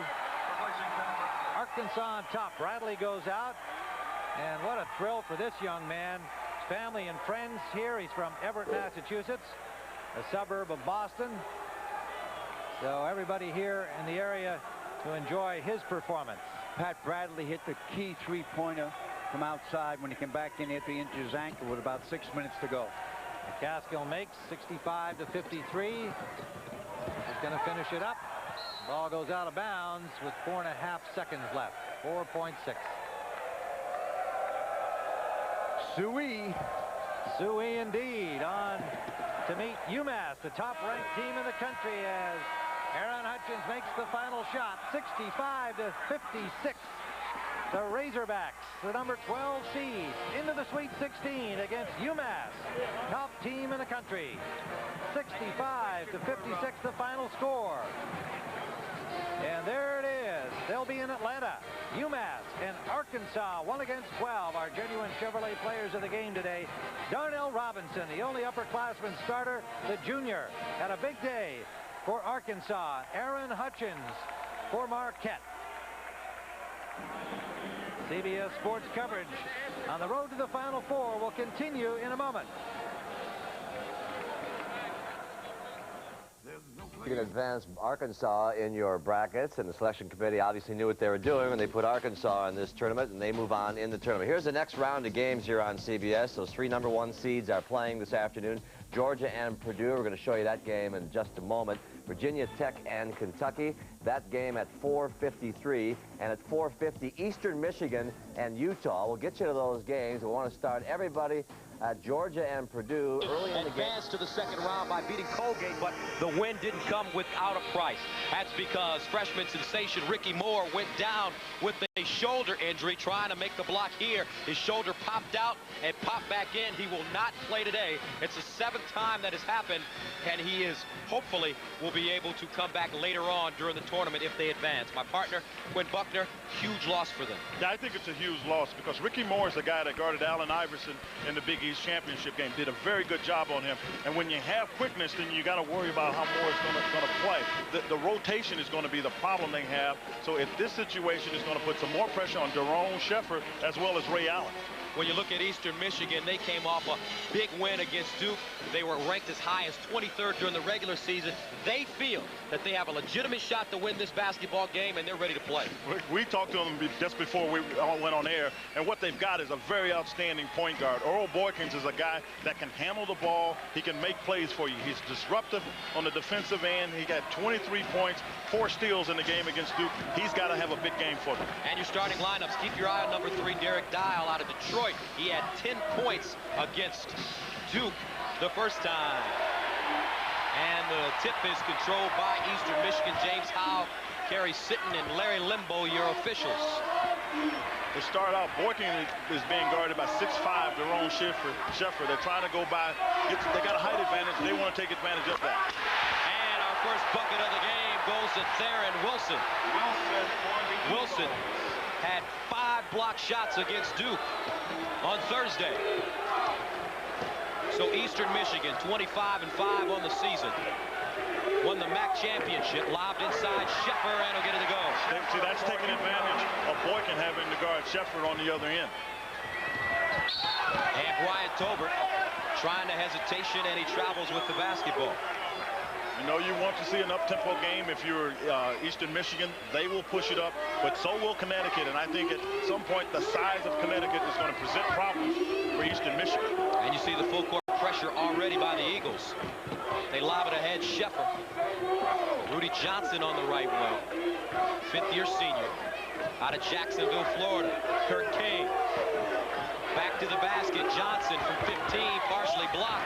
Called in by John Zajac. One of the things that Eastern Michigan can do with Earl Boykin is he can keep Daron Sheffer from getting the ball. His advantage is he has quickness and he can stick that shot. The little big man hits his first basket of the game. Had 23 points, 3 rebounds, 5 assists against Duke. And there's the All-American Ray Allen inside. His shot a little strong. Eagles run it. Boykin's in the open court to the cup. Young fella. Wilson rebounds, stick back in, he'll draw the foul. And already, Quinn, we see an up and down pace in this basketball game. Well, both teams definitely want to do that. And what you have is that's the way to take advantage of Earl Boykins because of his size. You need to take advantage with the quickness. All of them can run. You talked about Theron Wilson. He only played 18 minutes to get those 5 blocks. So he's a very important part of what they do on the defensive end. Theron Wilson in foul trouble most of the basketball game. He's a senior from Royal Oak, Michigan. Knocks down the second free throw. With full court pressure. 1-2-1-1 trap. This is the way to manage the tempo. Keep it going up. Sheffer. Inside King. Here's Allen, guarded by Boykins. Rudy Johnson squaring up in the corner. His shot short. Offensive rebound. Rejected by Wilson. And here come the Eagles. Tober in the corner. Dial. He knocks it in. Dial is a sneaky player. You talked about it. He's a very sneaky player in that he can make open shots, but he gets out and runs, and he helps on rebounding as well. 6-0 run right now for Eastern Michigan. They lead it 8-2. Opening minutes of the first half from the Southeast region. In Indianapolis, Indiana, Ray Allen off the back of the iron. Here's Johnson underneath, and he got it to fall. Smart play by Johnson to go to the other side to be able to get that around Theron Wilson. Here's Tolbert squaring up. Follows his own shot. Brian Tolbert had 20 points against Duke.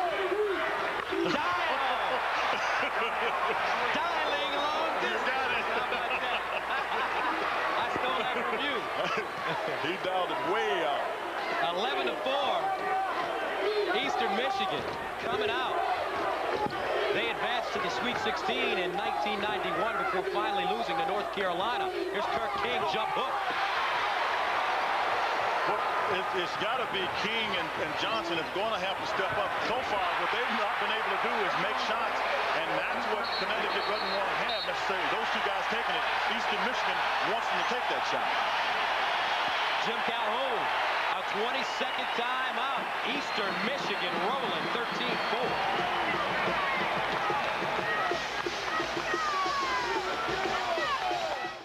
6-69. I'm going to get you quickly up to Albuquerque. Purdue in trouble against Georgia. Let's go to Derek Dickey and Tim Brando. Bring up another block for Terrell Bell. He's rolling a 7 today. They have a casino not far in Santa Fe. Oh, what a terrific defensive effort once again by Terrell Bell. You see Todd Foster losing the handle, but he finds Justin Jennings, and Jennings is a terrific leaper trying to take the ball in with 2 hands. But you're not coming in there, says Terrell Bell. An eliminator inside. This is a young man that only averaged about 12 minutes a game a year ago with a 7-footer, Charles Claxton, who at one time was a second-round draft pick. Jennings this time gets hammered. Coming from the weak side again. Nice defensive effort by Terrell Bell, keeping the ball in play. His teammates trying to hustle after it, unable to get there, but Purdue still unable to take advantage of getting the offensive possession. Gene has seen enough of him. He didn't need him in his lap. That's a little too up close and personal for Coach Katie, I'm sure, after watching Bell do what he's done today. That's his 4th.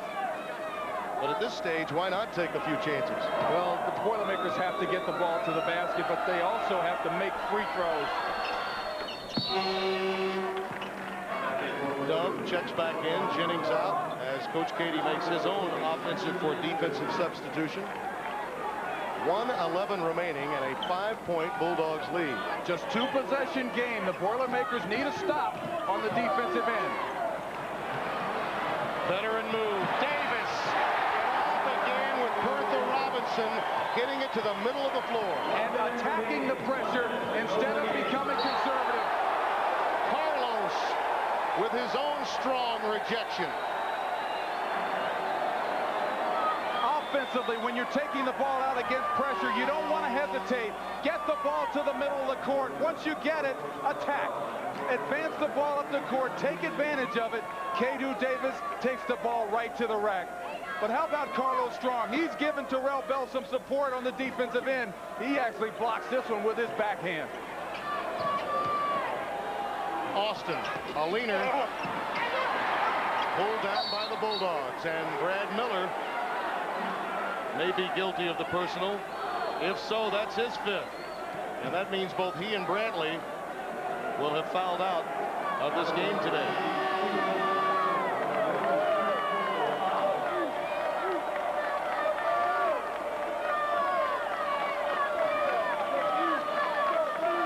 High anticipation for the Bulldogs from Georgia, a team that frankly felt it was on the bubble most of the month of February, but they were 2-6 in the SEC at the end of the month of January. And then were able to run the table short of Lexington, Kentucky, and finish at 9-7. Now on the brink of yet another Sweet 16 for Tubby Smith. All right, so 72-65 with 47 seconds left there. They're in a 20-second timeout. And you got to have hats off to Tubby Smith, bringing a 12th seed and a 6th seed Tulsa club to the Sweet 16 in 94 and 95. And now his 8th seeded Georgia team about to move on to the Sweet 16. 4:29 remaining in the second half. Connecticut on top 78-69. Connecticut, their defense really tightening up. Eastern Michigan, only 1 field goal in the last 7 minutes. The other thing that's tightened up since the half, the rebounding is 21-9 favoring Connecticut. Was there a big adjustment that Jim Calhoun made for his Connecticut team? Yeah, he settled them down and tried to take advantage. As I said, I kept saying tempo. The tempo was too fast to take advantage of the height. If you get into a game where, if you will, you're running up and down the court, then the quickness takes advantage. And so he slowed it down at the right times. And Daron Sheffer, I thought, was a big part of that. Been a big game, though, for Brian Tolbert. 29 points, 11 of 19 from the field. They'll jack it up there. He's got offense. I mean, the folks say he's got game. He can make shots. 32 points for Tolbert. His game high this season, 39 against Ohio. Well, here's a guy who had to ask his older brother, Tony Tolbert, who at one time had gone to Michigan, what it was like to be in the NCAA tournament. He finally gets a chance to figure it out for himself, and boy, he's showing up strong here. But Daron Sheffer also showing up strong. What a game for Sheffer. You and I have talked about Sheffer. Sheffer is a guy that I like because he does all the things that need to be done. And this will be an offensive foul called against the Eagles. And they'll wipe off the basket. Brian Tolbert is playing exceptionally well. He's had chances to make plays, and he's right here. He takes a very difficult shot, tries to get some contact, doesn't get that, and they call a foul. I'm not sure there's much doubt about it. James Head gets pushing, starts to push in there. Oh, and so does Theron Wilson, who pushes Travis Knight, and the official is right there. They actually gave it on Kurt King. They had choices, because I'm telling you, Travis Knight gave a good show. So Kurt King stepping to the free throw line. Been relatively quiet. You know what? But he hadn't scored big numbers, but he's big in there. He had the big dunk, and he takes up space. Point number 10 for Kurt King to go along with 5 rebounds. And he's experienced out there. He's been through some things for you, so it helps.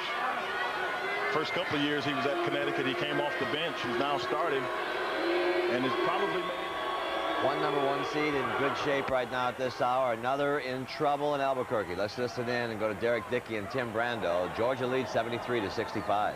3-possession game for the Boilermakers. They need a couple of threes, but even more importantly than that, they need the clock to stop and put some points on the board. Gigi Smith comes in. Shandon Anderson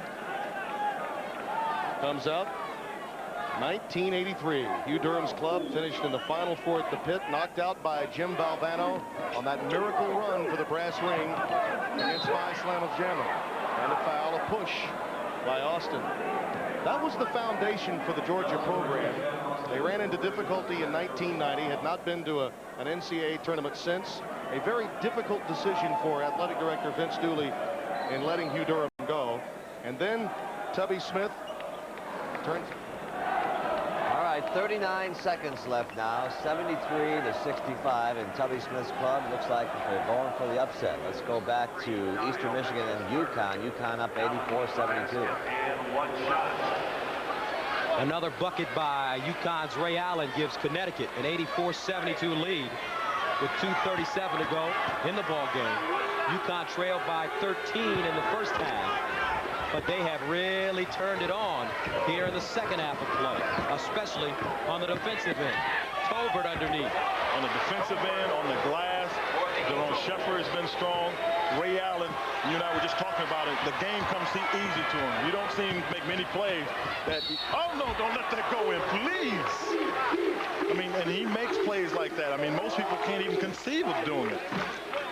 Ray Allen is explosive. He'll come at you very hard. I mean, right here, he goes by Tolbert. Then he explodes to the basket. Theron Wilson gets him. He almost puts the ball in the basket anyway. Ray Allen, the Big East Player of the Year, a first-team All-American, a candidate for the Wooden Award.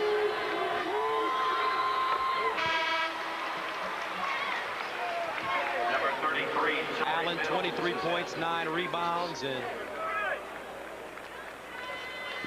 Eastern Michigan heads hanging a little bit right now as they trail with 2:19 to go. Well, you and I both know that both teams can score in spurts, but when you play against a veteran team like Connecticut, it's usually difficult to get yourself back in position where they can make foul shots and make so many plays. And defensively, they'll make you run time off the clock. Largest lead of the game right now for Connecticut, 85-74. Approaching the 2-minute mark. Here's Dial. There you go. That's what they've got to do. Then they've got to get up and pressure and create some turnovers for themselves. But when Jerome Sheffer gets it, there's a play that's going to be made positively for Connecticut. Here's Ray Allen. Connecticut spreading out the floor now, and a whistle. James Head will send Jerome Sheffer to the line. James Head, that's his 4th. 1 minute, 43 seconds remaining. UConn leading Eastern Michigan, 85-77.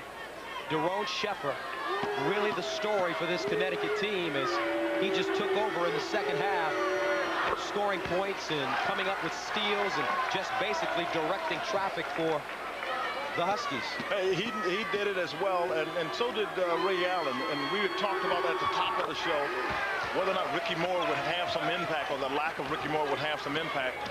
These two guys stood up to the test, Sheffer and Allen, and they made the plays they had to make. The ball handling plays is what you want to see, as well as defensively.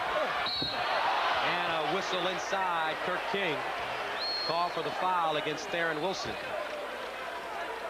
Travis on the Huskies, number 13. And so far, the game summary, the inside power of Connecticut proving to be a little bit too much for Eastern.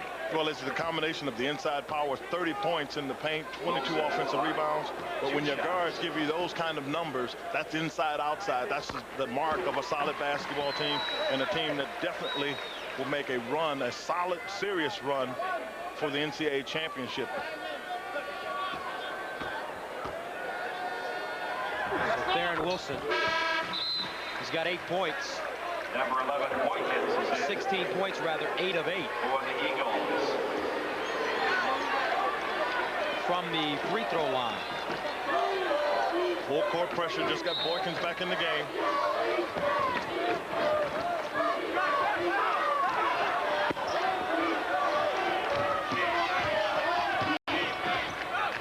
Here's Knight to kick. Oh, no, sorry, he didn't do that. No, he didn't. Yes, he did. Points for Kirk King. Boykins heaving one. And Travis Knight with the rebound. You got a team that's experienced. We've talked about it. You've got to have guards that can play, forwards that can play. This is Travis Knight that makes the pass. That's your center. And there's the finish of Mr. King. King of the road. Oh, no, don't go for that. Torrey Mills knows he's going to hear about that one. Travis Knight at the free throw line, 1:09 to play. And as Connecticut continues to advance, all the little things will really benefit them. On the season, they shoot 73% from the free throw line. Jim Calhoun's got his team. He's got a right to have a little bit of a smile. He knows his crew has been through enough tough games here. When they get a lead like this with a minute or so to go, they're difficult to beat.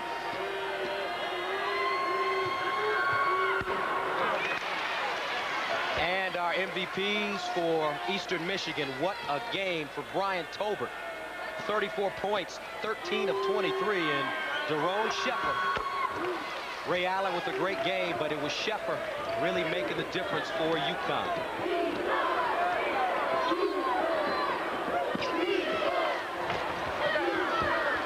Partially blocked. Timmy Berkovich in the game now for Eastern Michigan. Cross-court pass, Allen. Yeah, but Allen did the smart thing. They've got it where you want. You don't need to be go to the basket and try to make a dunk. If you ever do that and you embarrass somebody, that's also an opportunity that you can get hurt. So bring it back out. You can shoot some foul shots. It's been a big year for Eastern Michigan and Brian Tolbert. The Eagles winning the MAC and beating Duke in the first round here. And for Connecticut, with 50.2 seconds remaining, they'll continue to play. And their recent history in the NCAA. Todd Beaton right now, the point guard for Eastern Michigan. 11 seconds remaining. Oh, he was working from the Indianapolis to get that shot off. Patrick Claver. And the final score. Connecticut defeating Eastern Michigan 95-81. They'll continue to play here in March. And when you have great players like a Shepard and a Ray Allen, and you put that in a great system like Jim Calhoun has established here at UConn, you're going to get a lot of success. And that's what they've got, a lot of success. Connecticut moves on. Coming up next, Mississippi State and Princeton. Now let's go back to New York City, where Pat O'Brien is standing by.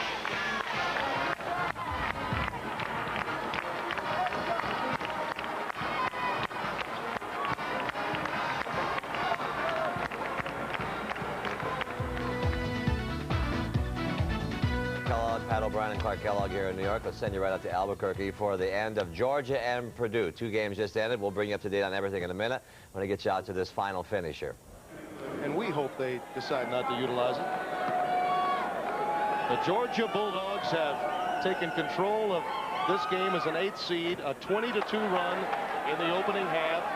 That was the catalyst, and more athletic to the basket was the real key against the Big Ten champions. Defending the middle, defending the floor, holding the Boilermakers to 38% from the field was a key for success for the Bulldogs. Whatever little hope Purdue had is now gone. The Georgia Bulldogs knock out the first #1 seed in the NCAA Tournament in 1996.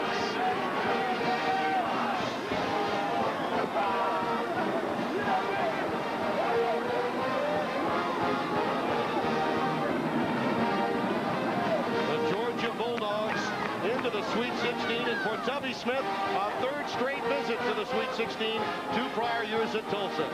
Our final score, the Georgia Bulldogs 76, the Purdue Boilermakers 69.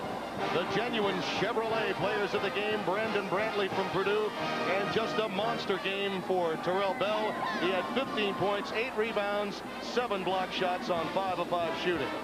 Our bracketing looks this way. The Georgia Bulldogs advance to the Sweet 16 in Denver and await the winner of the Drexel-Syracuse game to follow.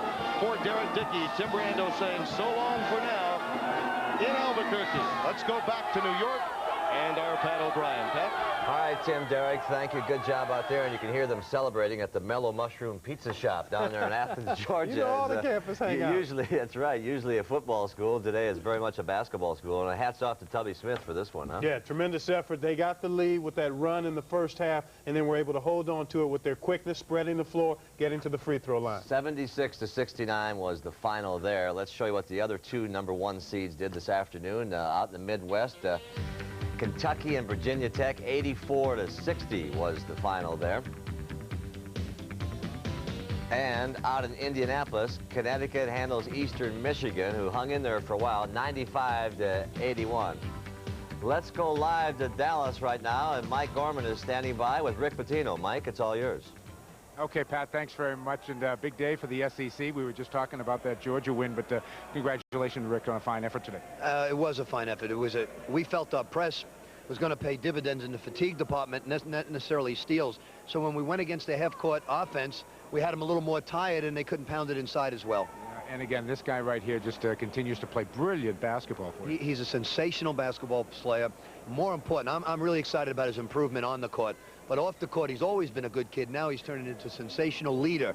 He's got all our guys playing at another level because of his emotion. It's great to hear the coach say those good things about you, Antoine, isn't it? Yeah, it's great. I think today we played well. I think we forced them to play a different type of game today. I think they wasn't used to run up and down the court with us. You can see that big men starting to fatigue, and that's when we at our best, when we playing ourselves and looking for one another. Yeah, and you know, one of the things that has struck me over the past couple of days watching you guys, you all have a lot of fun playing the game of basketball, don't you? I think that's the best way to do it. I think we have a lot of fun by being ourselves and looking for one another and getting each other easy shots, and that's the best way to do it. We're a real together group on and off the court, and as long as we continue to do that, you know, much success to us. Rick Majerus out there, we had him on second half. He said he's happy to be playing you, and that's going to be the matchup next week. Well, we're going to be a big underdog because of their size. I mean, if quickness can win out, we got a good shot, but they're so big.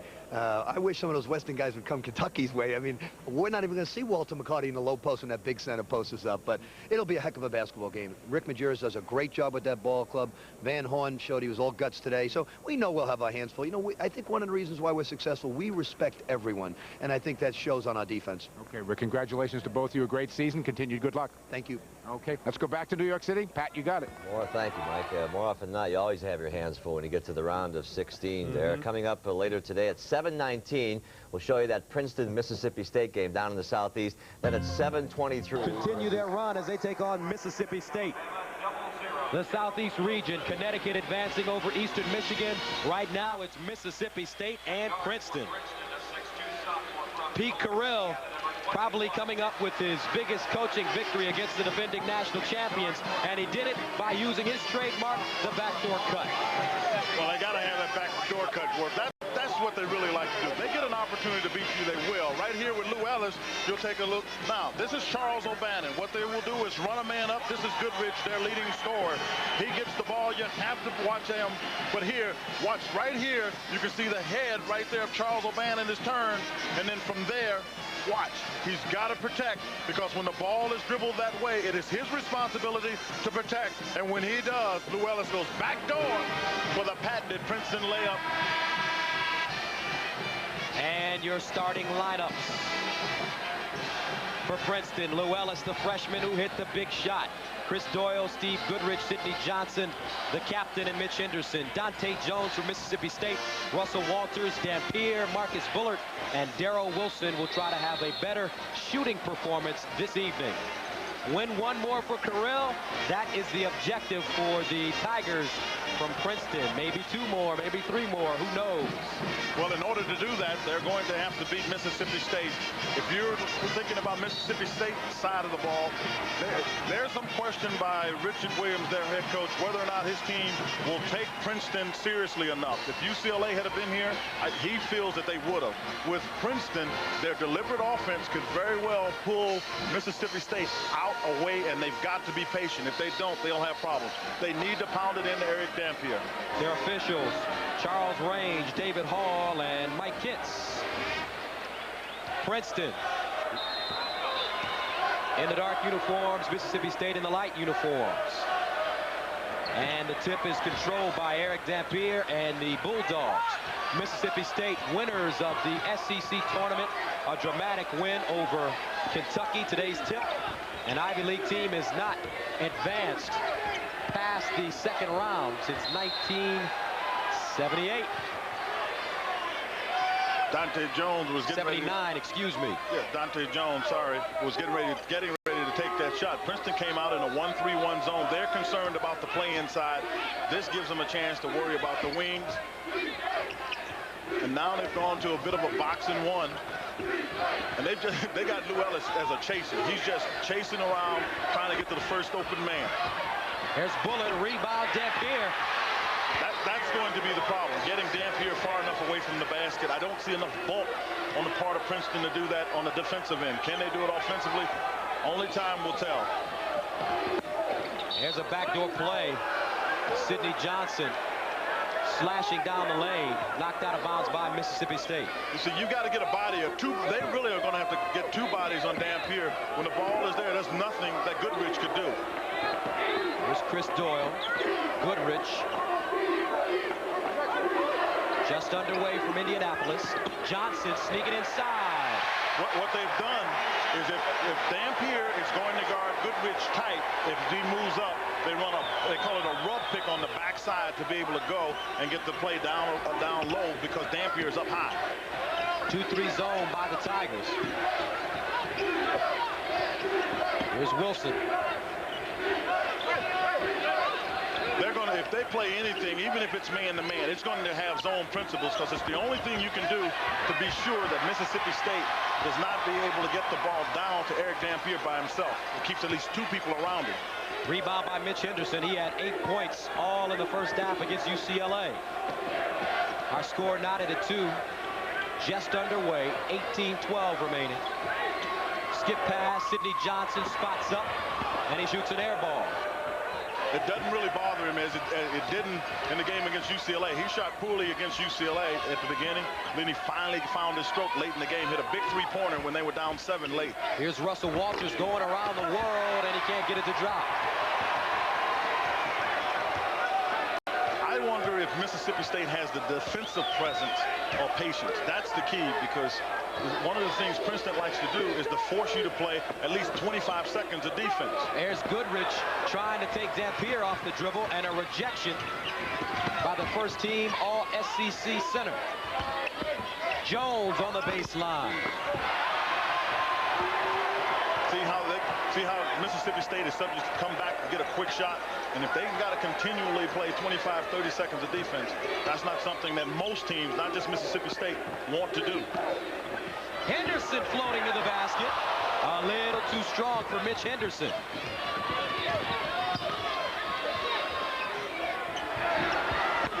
And there, Darrell Wilson.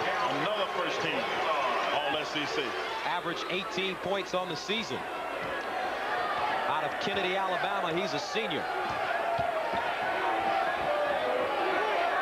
15 points for Wilson against Virginia Commonwealth. Goodrich back to the basket. Doyle reversing it. Henderson Top of the key, Goodrich. He'll take that shot. That's the one I think he's got to make. Otherwise, Dampier won't even follow him up there, and Dampier can clog up the middle. Lob pass inside. Dampier, good catch, going up strong, and he got it. Smart pass too. Just throw it up at the basket. Let Dampier go get it. Eric Dampier, 13 points versus Virginia Commonwealth, averaged 14 on the year. And he's got 4. Minutes remaining. Drexel hanging close. John Wallace into the paint. That's just his 3rd field goal of this game. Otis Hill has been the dominant factor for Syracuse early. Drexel reduced to a perimeter game with an ailing Malik Rose. A bad right ankle after that win against Memphis. Niesler, an air ball. Out of bounds to the Orangemen.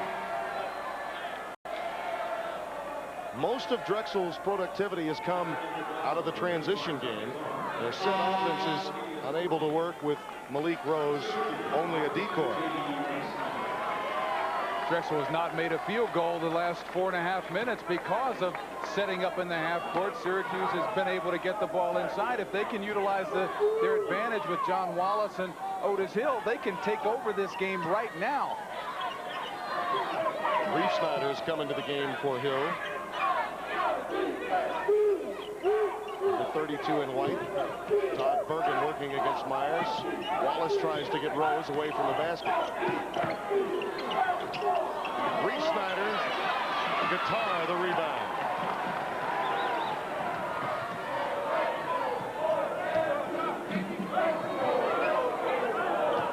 DeRockus has been unable to come out of the gates with many three-pointers. That's been a problem. He and Guitar are threats. When going inside, every shot becomes more difficult against the taller Orangeman. That was a good no call, a lot of contact. Put it up and go get it. That's been Syracuse's offense. Now here's the transition game, and Overby knows how to run it. Out to DeRockus for the tray. Rebound cleared to Bergen. They needed that basket. Sims, good show, can't finish. And again, another opportunity at numbers. Myers leaves it for Overby. A little quick. Myers fights for the rebound and draws a foul. Great hustle by the Dragons to continue to try to get this game up and down. Drexel needs a full court game in order to be able to score against Syracuse. They're looking for the outside shot. It's not there, but you still have to be able to hustle and get inside and get that rebound. Jeff Myers does a good job of getting inside position. Not a good idea by Lazar Sims to pick up a third with only 1:13 remaining in the half. He's playing on a leg and a half, as we documented. He's got the knee problem stemming from that Big East tournament injury. And he is not up to speed, and that's really one of the reasons why Drexel's quickness in the open floor has been so evident. And they need that style of game. We mentioned that, and they have to find a way to control their defensive boards, not let the Orangemen get those tips 1, 2, 3 times at the basket. If they get the defensive rebound, they will run. They'll get it out, look for the three-point shot.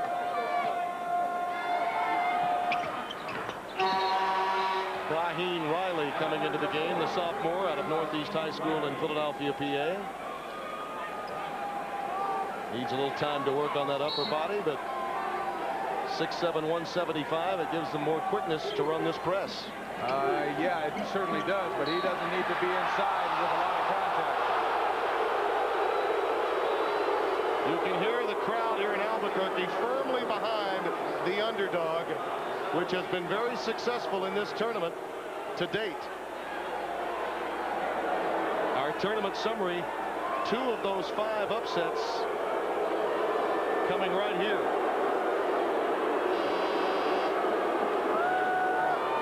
Since we've gone to the 64-team format, number 8 seed has never beaten a number 1 seed. Is that correct? And the number 12 seed and an 8 have never emerged from the same regional. And there's been a 12 seed since 1980 when 48 teams were in the NCAA tournament field. Syracuse playing a road game tonight. These fans from Albuquerque really behind Drexel, and has become a very compelling story. This Dragons team out of the North Atlantic Conference, never having won an NCAA tournament game in 3 consecutive tries. They finally cracked through against Memphis on Thursday. How about the Lobos of New Mexico? They won to keep their season alive. You can make a case that that's one of the reasons that the basketball fans of this city are out here in support of Drexel. And they're reaching foul. Listen to that. They love their Dragons here in Albuquerque.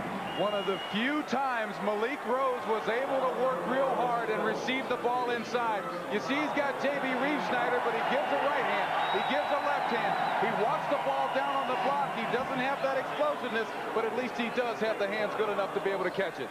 Otis Hill picks up his 3rd foul. Tim, you know from playing sports that a sprained ankle can always be a problem. But at halftime, he's going to sit down for 15 minutes and then try to come back out and respond. It's going to be very difficult. We're going to keep our eye on him the first couple of minutes up and down the court the second half. And the same really holds true for any player. I mean, you've got the trump card factor inside and out. Drexel hampered inside, Syracuse hampered outside. With Lazarus Sims with that bad knee, you're absolutely right.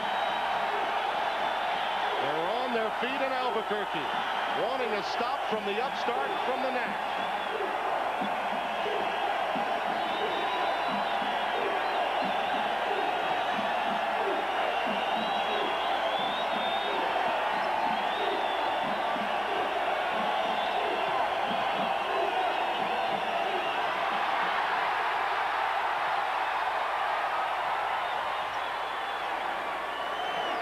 Give it to Overby and let him go into overdrive as we come to the intermission.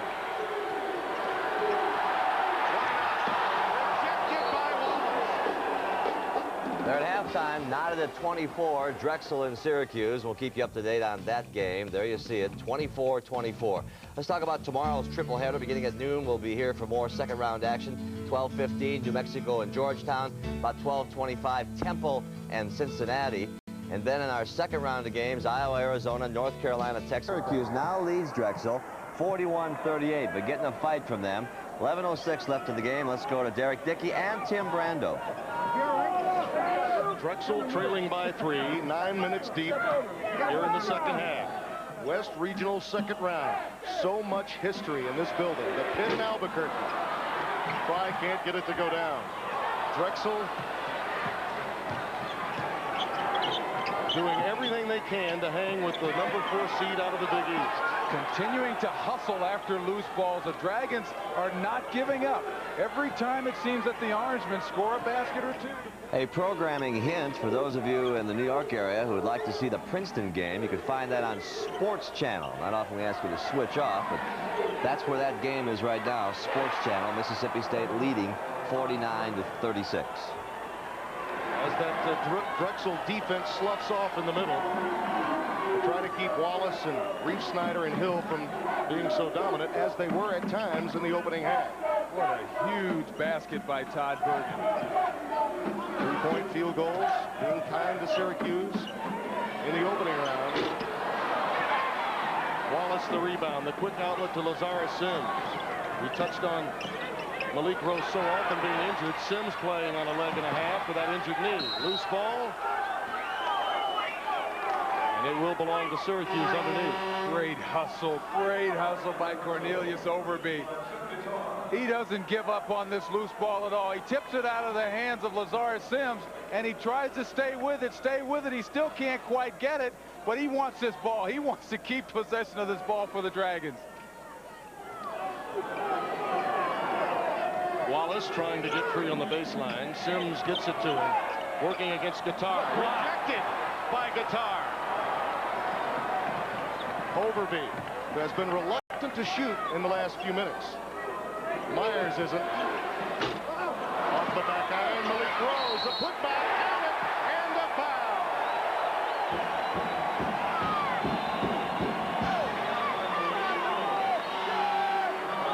Defense is what what's going to get the Dragons back in this game. Chuck Guitar, a couple of inches smaller than John Wallace, blocks this ball and keeps it in bounds. And the Dragons, they are going to be aggressive, as we mentioned, going after loose balls. This is nice hustle by a guy with a bad ankle. Malik Rose absorbs the contact and takes it home. Just 7 points, but 12 rebounds for Malik Rose. Bill Harrion pulling all of the strings, trying to keep his team in it. As the game progresses, the 12th seed gets more confident. Wallace the rejection. Rose back at you. Great hustle. Hill is on the deck. He's hurt.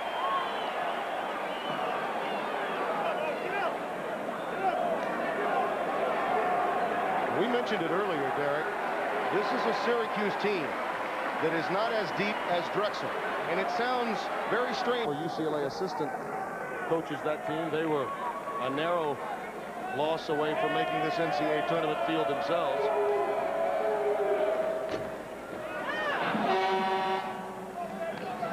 And now Malik Rose will check out. And he deserves a hand. All of the applause that he'll get. 11 points, 15 rebounds. This is a young man that lost a brother. Tragically, had to become a father, if you will, for the remainder of his family, and has become the centerpiece of this Drexel program. And everything that's right about intercollegiate athletics is embodied in Malik Rose. A 5th grade student teacher. Length of the floor pass to Sims. But it will be the Orangemen moving into the Sweet 16, joining the Georgia Bulldogs. A 4th seed and an 8th seed will come out of the pit in Albuquerque.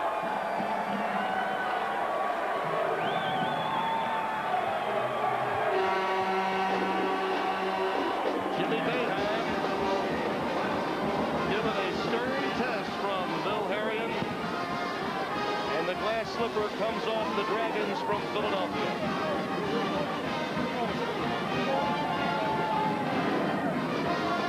Another win for the Big East Conference in this NCAA tournament. And our final score, 69 Syracuse, 58 for Drexel. Our genuine Chevrolet players of the game are Malik Rose from Drexel and Otis Hill from Syracuse. And in celebrating its 25th year of NCAA sponsorship, somebody for them is going to the line. I don't know if it's Jackson or Petit. And Mark Jackson has been tremendous in the second half, stymied with 2 fouls in the first half, played only 6 minutes. That'll be the game for Art Long. He just fouled out for the Bearcats. Actually, that's Huey Futch that's going to go to the line inside on the weak side board there.